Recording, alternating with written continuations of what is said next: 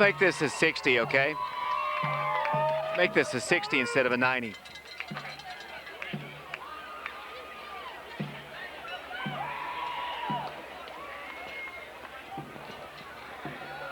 Back here on AM 1290 WATO, Oak Ridge Schools Television Channel 15, and on the internet, prepradio.com. David Clary, Scott Monger, Ben Peters has now joined us. Mike Sheehan as well here. The captains for the two teams are getting ready to stroll out to the center of the field. Representing the Wildcats tonight will be Cody Kofer, along with, let's see, number 53 or number 52, Josh Schneider. Also for the Wildcats, A.J. Harris. And the fourth starter and captain will be Bo Price. The captains for the Soddy-Daisy Trojans, who will be wearing their white pants, blue jerseys, white numerals. They'll have Trey Jackson. They'll have Tyler Boren. Also for them will be number 42, Drew Henderson, and one more captain. That will be Paul Campbell. The rest of the seniors about halfway out between the sidelines and the middle part of the field, and I would assume those are the seniors. They were recognized before the game. In fact, this is, I guess, a couple straight weeks that we've had to see, actually 3 straight weeks counting our own, that we've had a senior night activity before the ball game. Soddy-Daisy actually, the PA announcer actually asked for the Oak Ridge team to quit their warm-ups before the ball game so they could go through with their senior night activities. Yeah, I've never seen that. In Oak Ridge, I guess they were warming up about the 35-yard line or so and going in, and the band had come out there, and I've never seen a PA announcer ask the team to get off the field. And the captains are out there to toss the coin. Oak Ridge has won the toss. They will defer till the second half, and we're about to get this one underway. It's Oak Ridge and Soddy-Daisy. Wildcats have lost only one time to Soddy-Daisy, and that was the last time we were here in an overtime ball game. I believe it was 35-28, I believe, something similar to that. I apologize, I don't have that right here in front of me.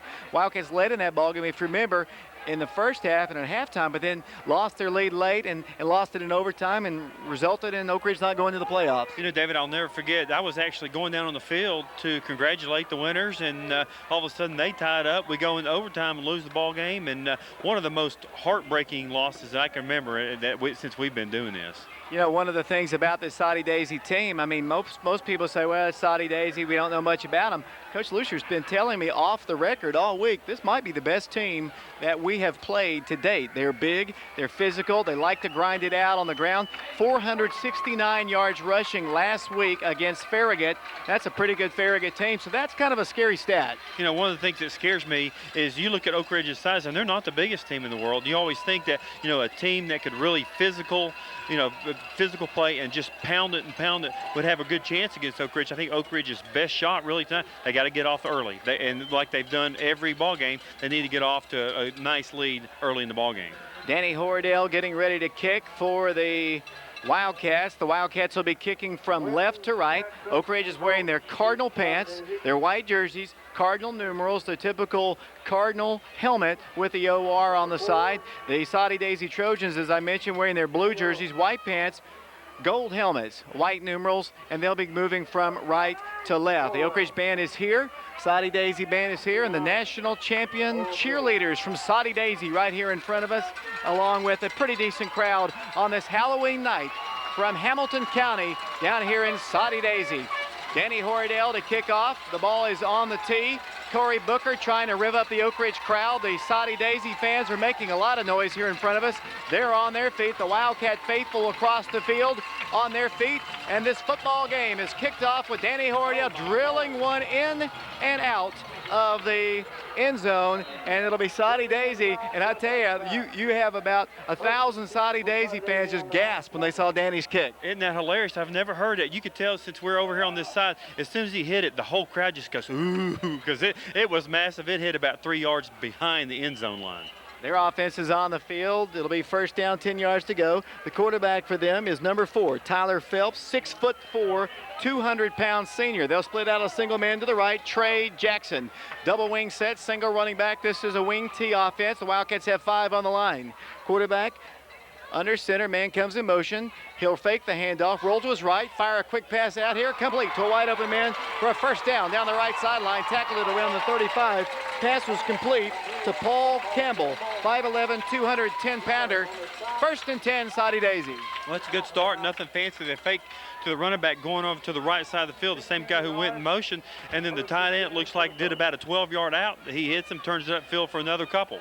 They'll split out a single man here to the left side, number 30, Chris Gross. They'll come double wing once again, no receiver to the right. The single man here's to the home side. Quarterback under center, first down 10. The ball is at the Soddy-Daisy 36.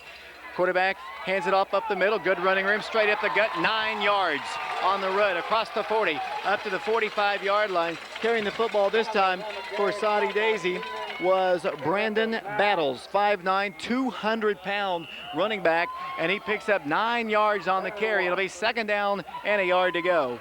Just underway here, first quarter, 11:15 to play, and up to the line will come Soddy-Daisy. The Wildcat defense digs in, 5 on the front. They're at their own 46-yard line. Soddy-Daisy moving right to left. Quarterback to pass. Pass is caught, then a big stick is applied by the Wildcats' Adam Black. Pass was complete to Trey Jackson. Quarterback's got a strong arm. He's zipped out 2 passes complete. It'll be first and 10. Trojans at the Wildcat 49. Yeah, he does. A big old tall kid, 6'4", 200 pounds, and he's got a really quick delivery. Once he sets the ball up, he throws from his setup position, doesn't have to bring the ball back any further, and he gets out of there in a hurry. Up to the line they'll come. Double wing once again, single running back. Wildcats with 5 on the front, first and 10. Man comes in motion, that's number 35. Quarterback hands it off, and this time the ball carrier moves the ball forward for about 4. Not much more than that before the stop is made by the Wildcats' Josh Schneider. He does move the ball to around the 46-yard line of the Wildcats. It is a gain of 3. That's the shortest gain so far since they got the ball about 90 seconds ago. 10:24 to play first quarter. Scoreless ball game here from Soddy-Daisy High School. The ball is at the 46-yard line. Soddy-Daisy moving right to left. Quarterback, as I mentioned, is Tyler Phelps, 6'4", 200-pounder. Once again, splitting out to the right, Chris Gross, 6', 180-pound senior. One slot man to the left, receivers left and right. Lone running back, quarterback to pass. Has lots of time. Goes deep down the field. There's the man. He's got it. He dropped it. He was open. Wildcats defending down there with Johnny Miller. Pass in and out of his hands. That was a nicely thrown pass. Chris Gross, the intended receiver, had it in his hands. Beautiful looking pass. It was, David. He just runs down straight down the middle of the field, and the ball was perfectly thrown. He just dropped it. Big game. You got to catch those. Wildcats secondary includes Daley Thompson, Grant Henry, Johnny Miller, along with Adam Black. The linebackers, Goldmeyer, Spencer Goldmeyer, James Mitchell, and Bo Price. Up to the line, Soddy-Daisy, their first third down of the night. Third down, 7 yards to go. Once again, Phelps under center. Man comes in motion. Handoff goes fullback, and he busts forward, but he's short of a first down. James Mitchell there on the stop for the Wildcats. It'll be fourth down and about 5. And Soddy-Daisy, coached by Glenn Ryan, electing to punt the ball to the Wildcats. So Oak Ridge bends a little bit, gives up a few first downs, but since that time, they held on this one. It'll be 4th and 3, and they'll punt. Yeah, it was a great play that time by James Mitchell. They actually ran the inside veer, and they handed the ball off, and the guy had a lot of running room. It looked like he could have gone for a long way. James Mitchell gets him by the feet, makes a big play to bring up 4th and about 3. Back to receive the punt, standing back at his own 10-yard line, Corey Booker. Soddy-Daisy, as Scott mentioned, 4th and about 3. Good snap, no pressure. Punt is away, high, long, spiraling. Kick's going to go into the end zone. That's going to be a touchback, and the Wildcats will get it for the first time offensively at their own 20-yard line. Scoreless ball game, 9:06 to play. Soddy-Daisy's huge. They've got some big boys on the front line. They do. You know, I was down on the field watching them warm up, and they're impressive. I mean, you look at the receivers are big, the quarterback's big, the punter, he looks like he's about 6'4". It's a good-looking team in uniforms, but we'll see how they play later. Here comes Oak Ridge on the field. The quarterback is Scott McMahon. The Wildcats will split Daley Thompson out to the right, Adam Black as well. Oak Ridge from the eye. Goldmeyer's the fullback. The tailback is Corey Booker. Scott McMahon from the 20. The pitch will go to Corey. Needs a block. Cuts outside, now cuts back inside. Is buried in a sea of blue and gold. Dropped for a loss. 2 yards behind the line of scrimmage at the 18-yard line. That time, the flow to the ball, and Soddy-Daisy went right with him. No running room at all. It'll be a loss of a yard officially on the play. 8:46 to play here in the first quarter. Scoreless ball game from Soddy-Daisy. Glad you've tuned in on WATO or Oak Ridge Schools Television Channel 15 or on the internet, prepradio.com. Here come the Wildcats. Second down, 11 yards to go. Senior Johnny Miller split out to the far left. He'll be covered by Craig Mosgrove. Wildcats with an offset eye. 2 receivers split that way. Handoff goes to the fullback. Hit at the line. Maybe a yard. It'll be 2nd and 10. Good defense once again by the Soddy-Daisy Trojans. Stephen Manis, it's quite apparent to me it's going to be difficult to run against these guys. Really is. Like you said, they're so big, and that time one guy, look, they ran the inside trap with Spencer Goldmeyer, and the tackle actually had to come from behind, just grab the jersey just long enough for it to have some support by the rest of his teammates. And now Scott McMahon has a 3rd and 10 facing him right in the face. He'll split out Adam Black, Daley Thompson to the far left. Backfield split, Goldmeyer, Booker. Here comes the blitz. McMahon rolls, has lots of time. Fires a pass to a wide open man, complete for a first down. At the 31-yard line, Adam Black, I believe, on the reception. The stop is made by Mossgrove. Nice throw, good coverage. They came with the blitz. McMahon rolled out to his left, fired it into the flat to Adam Black, who has it for a first down. It's a big play. You want to get to that first down. It's so critical. Now they've got a little bit of running room, and the great pass that time, really, Scott McMahon really threw that on a line. He a lot of times he just kind of firms it up there, but he threw that one about as hard as he could.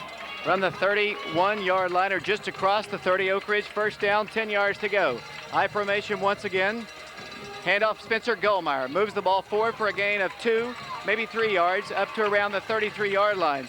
I tell you, these cheerleaders, national champion Soddy-Daisy cheerleaders, there's some cute-looking girls down there, very, very well known for their cheerleading here at Soddy-Daisy. Well, you can just, you know, we've all seen cheerleaders, and they're just, you can tell they're a cut above. I mean, every single thing they do is just perfectly in sync, and they're pretty impressive down there. They cheer good, too. 2nd down, 7 yards to go. 2 receivers split to the right. Once again, McMahon hands it off. This time, good running room for Goldmeyer. Battles forward for a first down, I believe. Right at the 40-yard line. Just kept spinning. His body lean was good. Just kept driving his legs. Got to the 40 before Hunter Lawhorn makes the stop. Let's see where they spot it down. Might be about a half an inch short. They're going to have to, well, they're going to signal 1st and 10 Wildcats. So good run by Spencer that time. Just hard run. Kept driving his legs. The body lean was good. And it'll be 1st and 10 Wildcats. 6:31 to play first quarter. We have a scoreless game from Soddy-Daisy. If you've never been to Soddy-Daisy, you get down on Highway 27, go past Dayton, the next little city, past Sale Creek on the left. First down, 10 yards to go for the Wildcats. Oak Ridge laid a man onto the field. The Wildcats quickly to the line. A.J. Harris is the center. The Wildcats come to the line quickly. Fast break. They come to the line. Here comes McMahon. He fumbles the snap. Soddy-Daisy says they have it. Is signaled by the officials. No signal as of yet. The pile is unpiled. No signal from the official. Soddy-Daisy signaling they have the football. The official yet to signal. It'll be 2nd down. The Wildcats will get it. Wildcats tried that little fast break when they hurry up to the line, and they just pulled away from the center too quick, and the Wildcats fortunate they didn't turn the ball over. Yeah, exactly. They came up, just sprinted up to the huddle, to the line of scrimmage, got in their position. It looks like Scott just pulled his hands out just a little bit too soon. Lucky they didn't lose that one. There was a lot of blue jerseys around there. Oak Ridge is very fortunate to get that ball back. 2nd down, 10 yards to go. 5 minutes, 34 seconds to play first quarter. Just underway here from Soddy-Daisy High School. Scott McMahon, 2nd down, 10 yards to go from his own 40. Handoff Corey Booker, finding a little running, and he fumbles the football. And this time Soddy-Daisy does have it. 2 straight plays, and the Wildcats turn the ball over. Very seldom you see Corey just stripped of the ball by one man reaching in and grabbing the ball. That's what happened there. Ball is recovered at the 40-yard line. So the Wildcats do turn it over. Soddy-Daisy 1st and 10 at the 40. Well, you know, if Oak Ridge hadn't figured it out, they're in for a battle, David. The players for Soddy-Daisy are extremely fired up, playing very aggressive. And you look at these fans, David, you would think this is the final game of the state championship. They're extremely fun. Big game for them. Yeah, they don't want to go to Dobbins-Bennett. They want a shorter road trip. They're going to be on the road regardless. They either will go to Soddy. Soddy will either go to Dobbins-Bennett or perhaps Jefferson County. 1st and 10 for the Trojans. The ball at the Oak Ridge 40. Quarterback hands it off misdirection left side. They'll get about a yard, not much more than that, if they even if they did get a yard. James Mitchell, Brian Harris, they're on the stop for the Wildcats. They'll say it's a yard, maybe we'll say no gain. 2nd down, 10 yards to go. 5:04 to play. Turnovers in a game like this will kill you. This is an outstanding team, and they've got great field position. Not sure about their kicker. Coach Lucier said they had a good punter. We saw that earlier. I'm not sure about their place kicking. 2nd down, 10 yards to go. Double wing once again. A single receiver to the left, 5 on the front. Quarterback to pass. A little quick drop. Pass complete at the 30 for a first down. Run out of bounds by the Wildcats at the 25-yard line. Daley Thompson Quarterback's impressive. He just throws it out there on a rope. 1st and 10, Soddy-Daisy. The ball is at the 24-yard line of the Wildcats. Well, it's a nice throw and nice catch, but David, where's the defense over there? You know, he runs a little out pattern, and as soon as he gets the ball, there's nobody within 4 or 5 yards of him, and ends up picking up, what was that, probably 12 yards. Trey Jackson split out to the far right. Double wing once again. Phelps at quarterback, 1st and 10. This coming after a turnover. Handoff goes to the number 34, who's hit and dropped to the line of scrimmage. Carrying the ball this time was Brandon Battles. Really no gain at all on the play. It'll be 2nd down, 10. Stop is made by Adam Black of the Wildcats. It'll be 2nd down, 10 yards to go. The ball just across the 25-yard line as Soddy-Daisy moves from right to left. Play brought in once again from Chris Gross, a receiver. He'll split out to the far left. Up to the line they'll come in the backfield with Phelps. You've got Campbell, Battles, and one other man. Phelps at quarterback, 2nd and 10. Man comes in motion. Quarterback to pass. Rolling to his right. Little time. Fires it out here. Incomplete. Bo Price trying to defend out there. The pass, fortunately, was maybe too hard. Might have been thrown a little bit too hard. It goes off his fingertips. It'll be 3rd and 10. Yeah, it looks like that's one of those tough passes where you've actually got a defender between you and the receiver, and you have to try to lob that in there, and he didn't have time for that. Throws it high, brings up 3rd down and 10 for the Trojans. We have a scoreless ball game. 3rd and 10, as Scott mentioned. The ball's at the 24. Soddy-Daisy shuttling players in and out. Trey Jackson's back in us. He's a receiver. Paul Campbell comes out. Kroos splits out to the right, single coverage on him. Phelps at quarterback, 3rd down, 10 yards to go. 4-man front, Phelps to pass. Feeling pressure from Brian Harris. A little screen pass is complete, but the stop is made well short of the 1st down. They might have gained 3. It'll be 4th down and about 6 yards to go. Johnny Miller out there on the stop for the Wildcats. Goldmeyer, Mitchell, and Black, and Schneider. 4th and 5. And we'll have to say 4th and about 7, and they're going to bring in the field goal unit to kick for them will be number 7, Eric Tyner, and the holder will be Gary Orr. It'll be a 38-yard attempt here from the left hash. 4th down at about 7. Snap is good. The kick is away. Blocked. Partially, it's no good. So the Wildcat turnover comes to nothing, and we still have a scoreless ball game. So the Wildcats dodge a bullet there. They have. That's actually 2, you know, and that time I guess they gave up 1 first down on the pass play out there. They stiffened up a little bit. Oak Ridge got the ball back on the 20. Need to put some points on the board. Soddy-Daisy, very, very solid. The Oak Ridge band playing across the way, trying to get these guys revved up here. I think the Wildcats are going to have to think about trying to throw the ball early in series here because it's going to be difficult to run against this big physical line. You talked about how good they look in their uniforms. There's not a lot of body fat on these guys. These guys are big. Here come the Wildcats to the line, splitting out Daley Thompson to the right. Double wing set, single man forward to the left. Up to the line, Scott McMahon. Handoff left side, Corey Booker needing a block. Turns the ball to 25 and is hit pretty hard and dragged down at the 27 by number 42, Drew Henderson. It is a positive gain on the play for Corey Booker. It'll be 2nd down and about, let's say, 3 yards to go, so it's a gain of about 7. Actually, more of a gain of 8 yards on the play for Corey Booker up to the 28-yard line. Yeah, it looked like he maybe got 4 or 5, and all of a sudden you look where they put it, where they marked it, and it's 2nd about 2. 3:10 to play, 1st quarter. Landon Thomas split out to the far left. Coverage on him by number 9, Michael Mullins. Double wing once again. Oak Ridge, McMahon to pass, rolls, looks to pass, across the middle, Spencer's wide open, he's got it at the 40, to the 50, down the right sideline, pushed out of bounds in Soddy-Daisy territory at the 47, Spencer Gomar all by himself makes the reception. It'll be 1st and 10 Wildcats. That's a really nice job of Scott McMahon keeping his composure, faked one way, rolled out the left side, and just looked and waited. The receiver had gone deep, was covered, and then Spencer comes driving across the middle, wide open, perfect pass, big play for the Wildcats. 3 minutes to play, 1st quarter, scoreless ball game. The Wildcats across midfield at the Trojan 47-yard line. Cody Kofer split out to the far right, left. Spencer Goldmeyer in a slot to the right. Handoff fullback Jake Vane moves the pile and moves the ball across the 45 up to around the 44-yard line. It'll be, let's see, Doodle Bivens there on the stop for the Trojans. Gain of 3 on the play for the sophomore fullback. 2:46 to play, 1st quarter. We have a scoreless ball game. The Wildcats and Trojans here at Soddy-Daisy High School. Next week, we'll be at home against the Sevier County Smoky Bears in the 1st round of the TSSAA playoffs.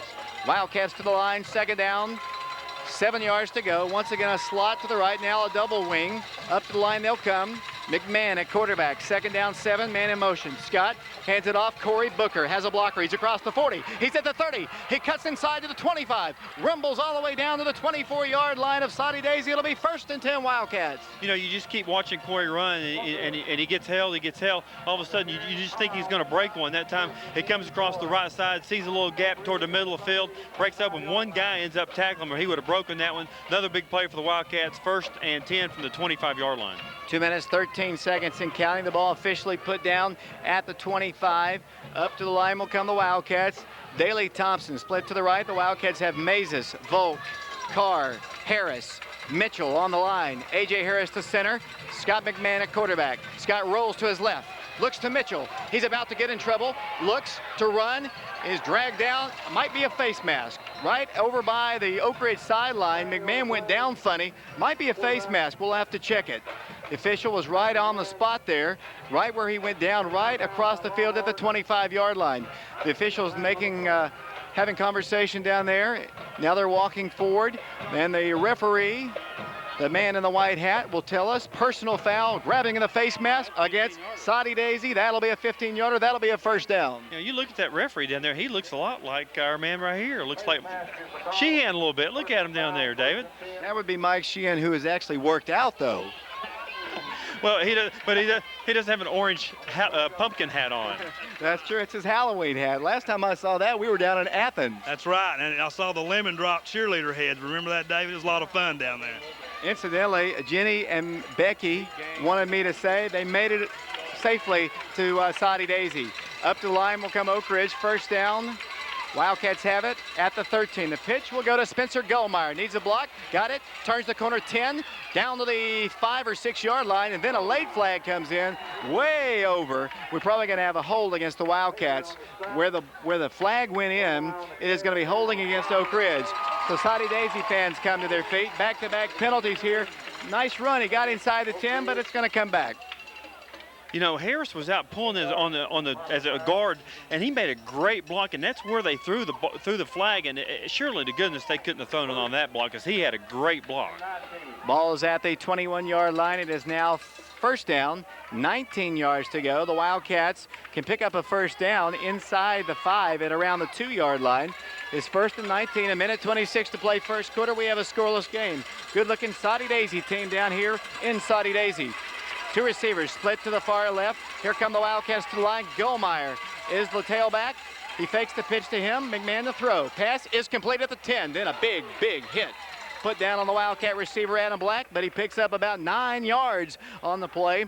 Stop is made by Mossgrove. It'll be 2nd down and about 10. Exactly 1 minute to play here in the 1st quarter.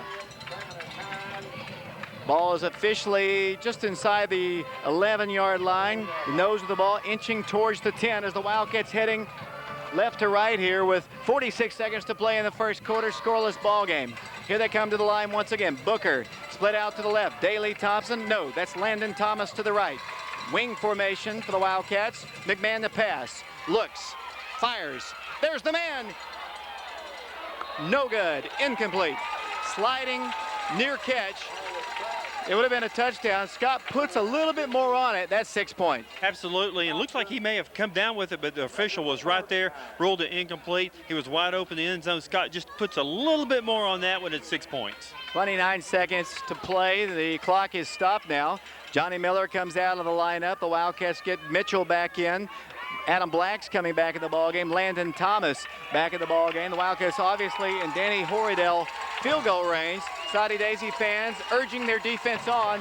3rd down, 9 yards to go. The ball at the Trojan 9-yard line. McMahon to pass again. Looks, now he might run it. McMahon stumbles to the 5. He's tackled at that point. The Wildcats will have to settle for a field goal. Yeah, they will. Now, hopefully they'll get some points here, but at least the good thing, they were going toward the right, and Scott ends up cutting it. The ball is exactly in the middle of the field, right on the 5-yard line.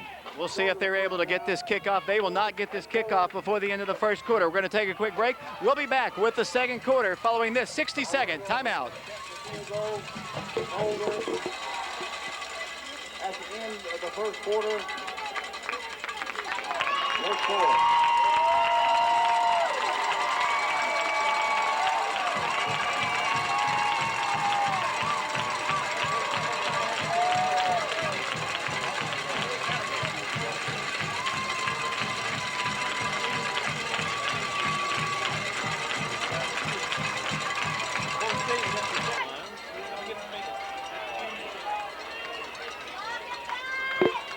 David Clary, Scott Munger back here along with Ben Peters, Darren Creek, our engineer back in the studios.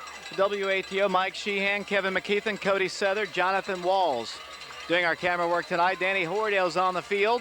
In the middle of the field, Justin Pace will hold it. Danny Horadale will try to attempt a 23-yard field goal to try to put the first points on the board tonight. Low snap. Pressure, kick by Danny looks good. It's up and good. 3-0 Oak Ridge. And Scott, you came up with a point just a moment ago. The first time this year the Wildcats have been shut out in the first quarter. Well, actually, Ben came up with that, but you look at Oak Ridge, they are known really for their fast start, although they scored on their second possession, of course, so they didn't have the ball that many times. I guess they had the turnover the first time, but nice drive. Overcame a couple penalties, came up and scoring 3 points. Hopefully it'll take this crowd out of the game a little bit. You're listening to the game live on AM 1290 WATO and Oak Ridge Schools Television, Channel 15. We're also on the internet tonight, prepradio.com. Darren's going to be keeping up with other games going on across the state, and there's a huge ball game. What a rivalry game this is. The Kingsport Dobyns-Bennett Indians taking on the Science Hill Hilltoppers. It's going to be at Kingsport tonight. It has implications for Soddy-Daisy for sure. It has implications perhaps down the road for the Wildcats. We know we're playing Sevier County next week, but potentially we could play Dobyns-Bennett or Jefferson County in the second round or the third round. So depending on what happens in that ball game, Dobyns-Bennett currently is on top of that region, but if they lose tonight, they could fall as far down as third tonight. So a lot of other games going on, but that's one of the big ones we'll be trying to follow tonight. Danny Horadale to kick off for the Wildcats. 3-0, the Wildcats on top. 11:55 to play here in the second quarter. Danny makes his approach, and here's his kickoff. He hits it high, very long. Once again, it's going to go sailing in and out. Boy, Danny is on his game tonight. He just drilled that, and everywhere we go, the Oak Ridge fans are getting used to it, but everywhere we go, the opposing fans are just in awe as we are of the great leg of Danny Horadale. Yeah, I didn't hear as much on that kick, but that first kick he did to open up the ball game, you could hear half these people going, ooh, so it's pretty impressive. Back on defense go the Wildcats. Soddy-Daisy now moving left to right here. They'll split out a man. Trey Jackson to the far right. Double wing for Phelps. 1st and 10. The ball at his own 20. Wildcats have 5 on the front. Opening play for them in this quarter. Handoff goes to the back. He's blasted. Breaks the tackle, though, and fumbles the football. The Wildcats have it. Oak Ridge has recovered at the 27-yard line. The Wildcats blast the guy. I don't know if it was Schneider or who it was. I couldn't quite see who made the initial hit, but the Wildcats come up with the football, and the offense is back out on the field. Yeah, I'm not sure. I think it was Grant Hendry, actually, who came up from his safety position, caused the fumble. Adam Black pounces on it. Now Oak Ridge should smell a little blood, put the ball in the end zone right here. Landon Thomas comes in. You might remember last week, Landon had a 41-yard touchdown reception down the middle of the field. Let's see if the Wildcats go to the end zone right now. Wildcats 1st and 10 at the Soddy-Daisy 27, 11:48 to play second quarter. Johnny Miller split out to the far right. Landon Thomas to the left.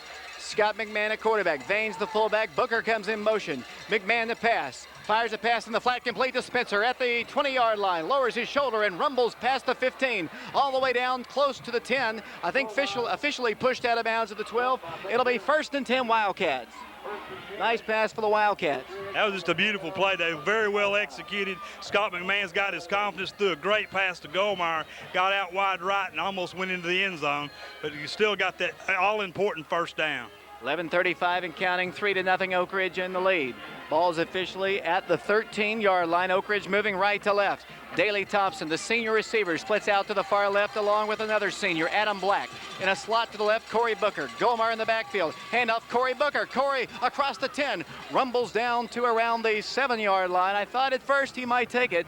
Wildcats move the ball forward for a gain of about 5, maybe 6 before Lee Emmons makes the stop for the Trojans. It's a gain of 5. Second down, 5 yards to go. 11:04 to play. Second quarter action here at Soddy-Daisy High School. Next week we'll be at Blankenship Field. The Oak Ridge Wildcats taking on the Sevier County Smoky Bears for the second time this year. But this is a playoff ball game. A timeout now is asked for by Oak Ridge. Why don't we take a quick one ourselves? We'll be back to Soddy-Daisy in 60 seconds.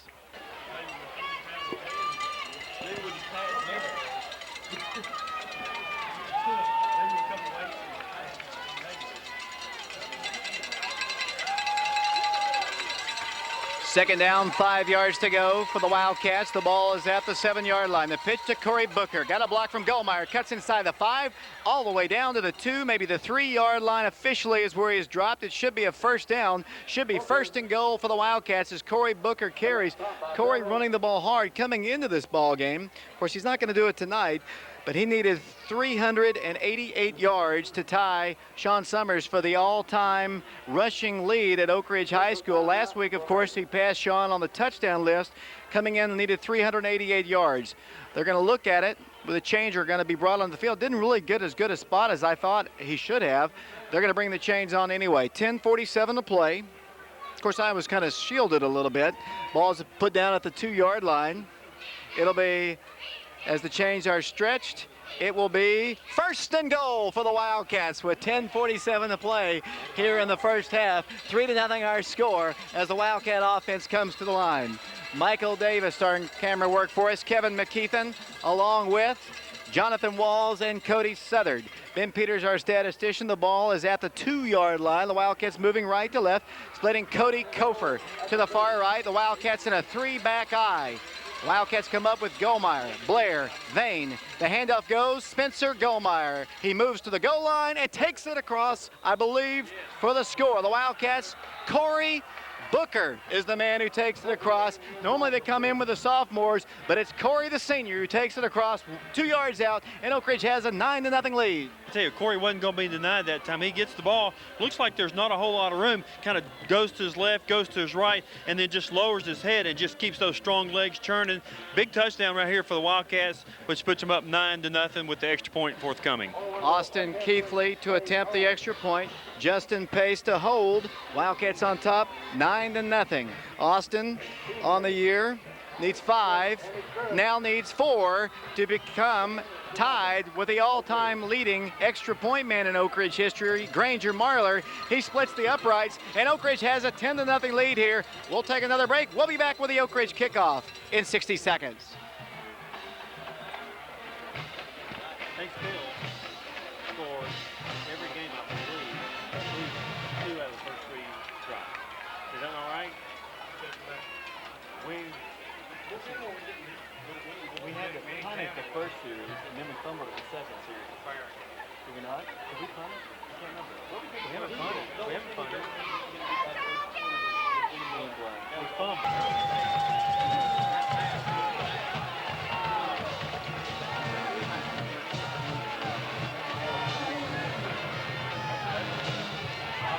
Danny Hordale's kick is a squib kick down the middle of the field. The guy jumps over a man at the 25 to the 30 to the 35 to the 40, up to the 42-yard line. One of the few times that Danny doesn't really boot it. Anytime that happens, a lot of times they get it returns and they have it all the way up at the 40. Yeah, that's one thing, you know, Oak Ridge has got such a great kicking game, and Danny's got such a strong leg. You know, I'd say 90% of the time or better, he's kicking in the end zone. But when he hasn't kicked the ball in the end zone, the other teams have gotten some pretty good returns on him. Probably because those guys are so used to it, they relax as they come down the field, and they're just not used to it. Well, you got to run down the field as it's, yeah, right, exactly, as if the ball is going to be caught. First and 10, Soddy-Daisy at their own 40-yard line. Backfield split, quarterback hands it off to the second back. He's hit and moves the ball forward before Spencer Goldmeyer makes a stop after a gain of about 2. 10-12 to play, second quarter, 10-0 our score. You know, Coach Lucier was not exaggerating about the quality of this football team. They are a good-looking team, and we were talking amongst ourselves during the break. They are scary because they've got speed, size, and a strong-arm quarterback who can get the ball to those guys. Yeah, this ball game's not over. Being up 10-0, I guarantee they have a lot of firepower in that offense over there.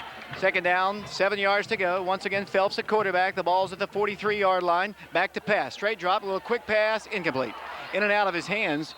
Pass was intended for Trey Jackson. I'm telling you, I think Phelps might throw the ball just a little bit too hard. He puts it out there on a rope. Jackson turns around, and the ball just comes blasting off of his upper hands and off of his close to his shoulder pads, and it's incomplete. It'll be 3rd down and 7. You know, Daley Thompson actually came down with that ball, but I believe he caught it out of bounds. And I was actually looking at the binoculars to see what was going on, and it looks like Jonathan Mays is over on the sideline with his shoulder in an ice bag. He's had that shoulder separate like 3 different times this year. 3rd down, 7. Ball's at the 43-yard line. 4-man front. Phelps to pass again. has time, breaks down, got blasted, throws one down the field, long, incomplete. Boy, the quarterback that time just got nailed. I think it was Brian Harris who just came in and just rocked Tyler Phelps, and it's incomplete. It's 4th down, and the Wildcats are going to get the ball back. I think they do a better job when they run the ball. I think if they run the ball at us, they can get a lot more done than trying to throw the ball against us. Well, you know, they came out, they were running not necessarily right at Oak Ridge, but they were running off tackle, and then they've gotten away from that. They've started to run the ball almost like in the 1 and 2 gaps, and they've not done anything. A couple incomplete passes. Oak Ridge gets the ball back. 9:35 to play. Quick series that time for Soddy-Daisy. Wildcats, Booker standing back at the 20. 10-0. Oak Ridge on top. We're in the second quarter. Good snap. Goldmeyer comes in quick, low line drive, end over end kick. Corey's going to pick it up on a convenient bounce, tries to move up the field and does. He's at the 25. He's at the 30-yard line, moves the ball to the 34. Wildcats did a pretty good job down the field, not picking up a clip. They had a couple guys who had just angles where if they hit the guy, they're going to throw the flag. They didn't make the hit, and the Wildcats have it. Pretty good field position. The ball's at the 37. Yeah, and at first I didn't think Corey was going to try to cover, field that ball, but it took a big bounce, and one of the Sunday hops, he gets it with a full head of steam going up and ends up returning it for about, 15 or so yards. 9:21 to play first half. Remember, at halftime, Darren Creek will have scores of other big ball games. We might even check down on the field with Kevin McKeith, and he's got his microphone down there. We might get some reports about Jonathan Mazes. Might be something we might want to find out. Wildcats come up with a shotgun. Corey's a quarterback. He gets the direct snap and runs it. Now cuts back inside. Probably should have stayed outside. He didn't see anything, then tried to cut it back in, and those big linemen for Soddy-Daisy drop him. It's really no gain at all on the play to bring up 2nd down and 10. 9:06 to play. Wildcats with that direct snap. As Oak Ridge will come to the line, no huddle. They'll come up. The backfield is split. Wildcats, the direct snap from the center to Corey Booker. 2nd and 10. Low snap, fakes the handoff, rolls to his right. Corey will pass. Pass is caught and dropped. A little bit low. Daley Thompson, the intended receiver, at the 47-yard line. It's incomplete, and now it'll be 3rd down and 10, and Cody Coper in the ball game. Yeah, I wouldn't be surprised at all if Cody Coper's going to be lined up at quarterback right here, and let's see what kind of plays Cody can come up with. And he'll come up from the shotgun, too. Leonard Blair back there with him. 2 receivers to the right, 2 to the left, 4-man front. Cody Coper rolls, looks, will run it. He's at the 40, moves the ball, and is blasted at the 44-yard line. He told me he was a running quarterback and he liked to run. Well, he got a few yards, but then paid the price at the end. It'll be 4th down, and the Wildcats will be forced to punt. Well, you know, you can say one thing, but Cody Cofer, when he decided he was going to run the ball, David, he's got a tremendous speed. I mean, he was up in that line. He picked up, about 6 yards in just a matter of seconds. So not a great series, but Oak Ridge will punt. Danny standing back at the 30-yard line. They've got 2 men back at their own 25. Here's the snap, no pressure. Danny's kick is high. What a high kick. It's going to be fielded. No, it's going to roll over the top of the intended receiver's head and roll dead at around the 11-yard line. Great punt for Danny Hordell, and they have to start this drive all the way back at the 11. The kicking game definitely so far in the favor heavily to the Wildcats. You know, David, I've seen longer punts, but man, that went over the lights from where we were standing from here. I mean, that was massive, and he got a lot of distance on it too. So distance plus height, that was a great punt. Back on the field come the Soddy-Daisy Trojans. The Wildcats on top, 10-0. 8:01 to play. First half, they'll split out a single man to the far left. The Wildcats dig in on defense. Phelps at quarterback. Double wing once again. 1st and 10 at their own 11. Phelps under center. 1st and 10. Will roll to his left, pitch it to his tailback on the option. Up the field he goes, breaks the tackle, into the secondary, down the field he goes. At the 35, at the 40, pushed out of bounds and tackled right at the 40-yard line. Nothing fancy, just a little option pitch and a 1st down run, about a 30-yard gain. Yeah, David, they just ran the inside there and ended up kicking it out to their running back going on the corner. Number 44, Paul Campbell, 5'11", 210. Outran a few guys, and I tell you what, also on the same play, I think Spencer Goldmeyer and Adam Black missed a tackle. You won't see that very often. 7:48 to play first half, 1st and 10. Trojans, the ball's at the 40. They've been here a lot tonight. It's about this stage of the field where they're kind of rolled dead. Quarterback rolls, hands it off, nothing. Right up the middle, no yardage at all. They try to run right up the gut, nothing at all, as a stop is made by Brian Harris of the Wildcats. It'll be 2nd down, 9 yards to go. We've got a 10-0 lead. The Wildcats do, as an official timeout is called for whatever reason, as let's see, they're talking with the officials and maybe a little bit some extracurricular activity going on after the play, but instead of throwing flags, they're just talking with the teams and warning them perhaps and telling them we won't put up with anything, and I like that. Yeah, absolutely. You don't know what's going on from up here, but looks like the referee says, hey guys, we need to cool out a little bit. Let's have a good, clean game. Brian Harris in the last few games, David, has just been a man on a mission. He's probably given up 30 pounds right now and still in the play just about every time. 2nd and 10, the ball's at the 40-yard line. 7:07 to play. Quarterback Phelps to pass. Little quick pass complete to Jackson for a first down. Right at midfield, defending out there, Daley Thompson. Nice crisp pass that time. 1st and 10 in Wildcat territory at the 49-yard line. 7:02 to play. 10-0 is our score. The Wildcats of Oak Ridge on top of the Soddy-Daisy Trojans. They have the ball at the 49-yard line. The chains are moved, and Soddy-Daisy kind of in a little more of a hurry up as they come to the line once again. Splitting out a single man to the far right is Chris Gross. Double wing once again for them. 1st and 10. From the 49-yard line, man comes in motion. Quarterback hands it to him. Number 35 moves the ball, and Grant Henry hits him. He gains about 3, maybe 4, as he brings the ball to the Wildcat 45-yard line. Brian Harris there on the stop. Once again, that's Battles on the carry, and one of the Wildcats a little slow to get up. And they attend to the injured Wildcat, Brian Harris. The training staff is out on the field. While we have a break in the action, why don't we take a quick timeout? We'll send it back to Darren Creek at the station. Oak Ridge on top, 10-0. We'll be back to Soddy-Daisy High School in 30 seconds. I'll tell you what, that's a kid right there you don't want to lose. He looked like it looked like he landed. I mean, oh, that's not good. Brian Harris.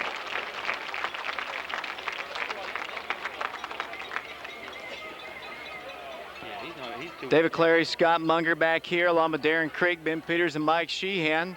2nd down and about 6 yards to go. The ball's at the 45-yard line. Brian Harris walks off the field under his own power. Looks like maybe some kind of a shoulder injury, but we'll go down to Kevin in a moment, try to find out exactly what the injury is. 2nd down, 6 yards to go. Double wing once again, single receiver to the left. Phelps at quarterback, 2nd and 6. Phelps hands it off, running room for a moment, then he's blasted by the Wildcats' Bo Price at around the 43-yard line. It'll bring up 3rd down and about 4 yards to go. 6:28 to play. We're in the 2nd quarter. The Wildcats have a 10-0 lead. So far early in this ballgame, this is a big play. Oak Ridge has held them right now to 3rd, about 3.5. They need a first down right here. If they get a first down right here, you think they've got a little bit of momentum. Not, they have to give the ball up. 3rd down, 3 yards to go. As I mentioned, at the 43-yard line of the Wildcats. Phelps, who came in just a minute ago. Phelps the pass, has lots of time. Now it's breaking down big time, throws a quick pass. Oh, it's intercepted and dropped. Very terrible, just a horrible pass by Phelps. Bo Price, and the pass was so bad, Price, it hit him in his hands. He had no idea it was coming to him, and now it's 4th and 4. Well, David, you look to, there's nobody around there. The nearest receiver was probably 15 yards away. He throws that ball right into Bo Price's hands. Looks like Soddy-Daisy is going to want to take a timeout to talk about what they want to do, and let's see if Kevin is ready for us to get an update on the injury of Brian Harris. Here in a second, we'll go down to him. He's not quite ready. So why don't we take a quick break? We'll take a short break.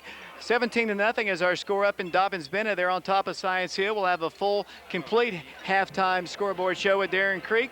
Right now, we're going to take a quick break. We'll be back to Soddy-Daisy. Oak Ridge on top 10-0. We'll be back in 30 seconds. Kevin McKeithen down here on the sidelines of Oak Ridge versus Soddy-Daisy. The injury report on Brian Harris. So he got a stinger to the lower left part of his arm. He's lost some feeling in his arm. Heading back up to David for a big play. Brian Harris out right now. Thanks a lot, Kevin. They're going for it on 4th down and about 4 yards to go. Phelps hands it off to 44. He's blasted, breaks a tackle, and picks up a first down. Outstanding run by number 44, Paul Campbell. They've got it 1st and 10 at the 38-yard line. It was an outstanding run, not to mention the fact he had a lot of second effort. David, the ball actually popped up, and he had to turn around and ended up making the first down. But that's a big play right there in the ball game for Soddy-Daisy. Ball is at the 38-yard line of the Wildcats. 1st and 10, 5:47 and counting.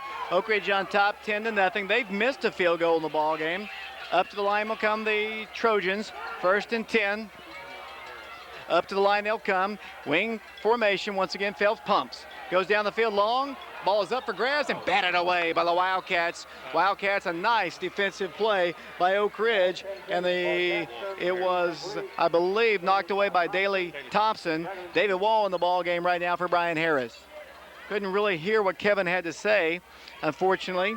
We'll try to work on that. I know it came over across on the tape, but we'll find out here in a moment exactly what Kevin had to say. Everyone else heard it except us here, Scott. Stop of the clock now. It's second down, 10 yards to go. The ball's at the 38. Single man far to the right. Up to the line they'll come. They're moving left to right. Phelps hands it number 44 again. This time not as much yardage, but still a pretty good run. Gain of about 5. James Mitchell on the stop for the Wildcats. It's third down and 5. 5:18 to play second quarter. 10-0. The Wildcats are on top. The ball is at the 33-yard line. It's a third and a long 5 to go for a first. Trey Jackson, that outstanding receiver, comes into the ball game. Checking out for them will be Chris Gross. Up to the line they'll come. The Wildcats have Jared Stevens on the line, along with David Wall, along with, for the Wildcats, Jeremy Henderson for Oak Ridge. Wildcats move on the line. I didn't see a flag. The ball carrier is blasted behind the line of scrimmage. No flags. It looked like Oak Ridge was offsides. I agree with them. I thought Oak Ridge was offsides. They two of the guys on the inside, actually, yeah, they jumped, but I don't know if they got back. Hey, there was no penalty. Another big play right here, fourth and 6. Nice play by Oak Ridge. Let's see if they call another timeout. They've got 2 left here. It's 4th and 6, probably out of field goal range. That first try at a field goal was dismal as they come to the line once again. Jackson at receiver, Phelps at quarterback. 4th down, 6 yards to go. From the 34-yard line, Phelps back to pass. Little pressure, fires a pass, up for grabs, should be caught. He dropped it, and the Wildcats will take over. Jackson can't make the play, and the Wildcat offense is back out on the field. David, they've got the drops. They had the big play earlier down here, no points that time. Clearly, they run a flag pattern to number 1, their best receiver, Trey Jackson, and he drops it. Perfectly thrown ball, big play in that ball game. Don't make the plays when you have to. Oak Ridge comes up with the ball on the 34-yard line, excuse me. Last time Oak Ridge's offense came on, they tried with a direct snap and really didn't look too good trying to do that. Let's see if they go back in their base offense here. 4:09 to play. The Wildcats have on the line Tyler Trent now. Quarterback is Scott McMahon. I formation, receivers 2 to the left, 2 to the right. The pitch will go to Corey Booker. Needing a block from Vane, moves the ball across the 35 up to around the 37-yard line where he is stopped by Brent Hunsucker. It'll be second down and 7 yards to go. 3 minutes, 52 seconds and counting here in the first half. 10-0 our score. Pretty nice turnout of fans here on senior night here at Soddy on this Halloween. Thanks for tuning us in wherever you might be listening to us, either on WATO, Oak Ridge Schools Television Channel 15, or on the internet. 2nd and 7 for Scott McMahon. Back to pass. Has had all day, has plenty of receivers open. Now it's breaking down. It gets away. Boom! Big stick on a block. McMahon across the 35 to the 40, to the 45. Pushed out of bounds at the 47-yard line. I don't know if it was Tyler Carr, but he just annihilated a guy, opening up a little seam for Scott to run. Yeah, he did. I think it was number 69. Hunsucker was actually chasing him. Looked like he had the beat on him, and Tyler Carr comes in and blasts him, frees McMahon. McMahon picks up 10 and a first down. Wildcats have it at their own 46-yard line. 3 minutes, 23 seconds to play. First half, Oak Ridge in the lead, 10-0, and against a good Soddy-Daisy team. Here comes Oak Ridge to the line. Landon Thomas splits to the right. Johnny Miller, Adam Black to the left. I formation, Oak Ridge. Blair's the fullback. The tailback is Corey Booker. Here's the pitch to Booker. Looking for running room. Moves the ball forward for nothing. Hardly any gain at all. It'll be second down and 10 yards to go for the Wildcats. 3:12 to play. First half, 10-0 Oak Ridge. You know, David, you can tell this is not just another game. There's a lot of, I don't know what it is to it, a lot of intensity, and there's a few little late hits. And I'll tell you what, this crowd is into it. Even the people in the stands up here, they're out for blood. 2:56 and counting. Second down, officially 11 yards to go. Loss of about a half a yard. Back to the 45-yard line. Remember, Ben Peters will have stats at halftime. Darren Creek will have scores of other ball games. 2:45 to play. Second and 11. Scott McMahon rolling to his right. Lots of time. Looks to Cody Kofer. The pass goes to him. It's up. He can't come down with it. And a flag goes down. It's pass interference against the Soddy-Daisy Trojans. And it'll be 1st and 10 Wildcats. And boy, I tell you, the The public address announcer just kicked a garbage can up here. He is furious as the flag went down. Cody Kofer was the intended receiver. The official comes over to tell us pass interference against the Trojans. Might be able to hear the reaction of their crowd. And now unsportsmanlike conduct against the public address announcer and against the coach Glenn Ryan. He's out to talk with the officials. That'll be big time penalties. First, the pass interference call, now the unsportsmanlike conduct call, and he's just been told to get back on his sideline. 2:35 to play. Coach Glenn Ryan's continuing to argue this point at the center of the field. Unsportsmanlike conduct. The official comes over to talk with Coach Ryan. You can probably hear the booing right here in front of us. Coach Ryan is not happy at all. Hey, I tell you what, David, I'm going to have to absolutely agree with the fans. It was a horrible call, but the call stands. You can't expect the public address official to actually throw a garbage can up here, David. It was a horrible call, but you've got, calls like that happen in a ball game. You got to still keep your composure. That conversation very heated down there between Coach Glenn Ryan and the referee down there at the 40-yard line. We've already had 15 yards of unsportsmanlike conduct, and I don't know if this guy's going to take too much as the ball is walked all the way down to the Soddy-Daisy 26-yard line. Coach Ryan, for one thing, is going to get his team fired up. His fans are on their feet, and he is animated as he argues with the official down at the 40-yard line. He throws his hat up in the air. It is a screaming match down there between Coach Glenn Ryan and the official. Now two of his assistant coaches are out to kind of calm him down. Coach Ryan is pointing. He's looking at the officials, continuing to be animated with his conversation. He's got two assistant coaches out there trying to pull him away. Once again, the conversation, when I think it's going to stop, gets heated back up again. And now the referee is telling Coach Ryan to get off the field, and off he goes. And he throws his hat onto the track, and it fires up the crowd once again. 10-0 is our score. He might have been tossed from the game. Let's watch him. No, he's staying on the sidelines. Oak Ridge will have it at the Soddy-Daisy 25-yard line, and Coach Ryan is furious. Well, it's a bad call. I'll say that. I'll be the first to admit it. It was not pass interference, but that's the call on the field. You've got to go with it. Here comes Oak Ridge, 1st and 10 at the 25-yard line. Scott McMahon at quarterback. Handoff, Corey Booker, 20, Corey Booker, 15, Corey Booker, 10, 5, touchdown Oak Ridge! The Wildcats take it in from 25 yards out.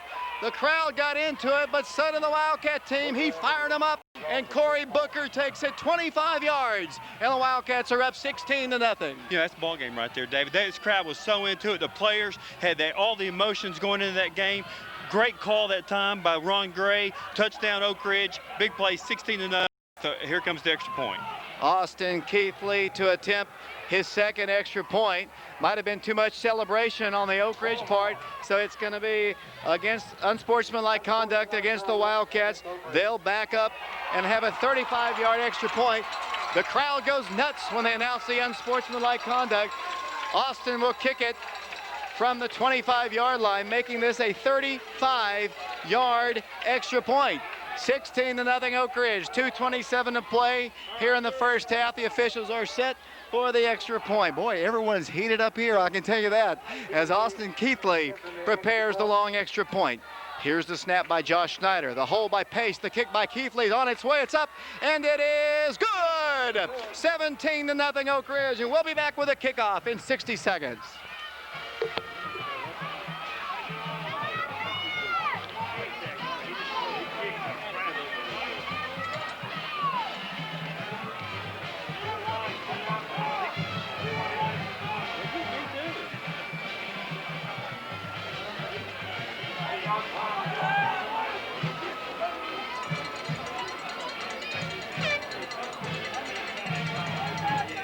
That was a bad call. I mean, it was a horrible call. Oh, man, he was 10 yards behind. They should have reversed and let Cody throw. Oh, yeah,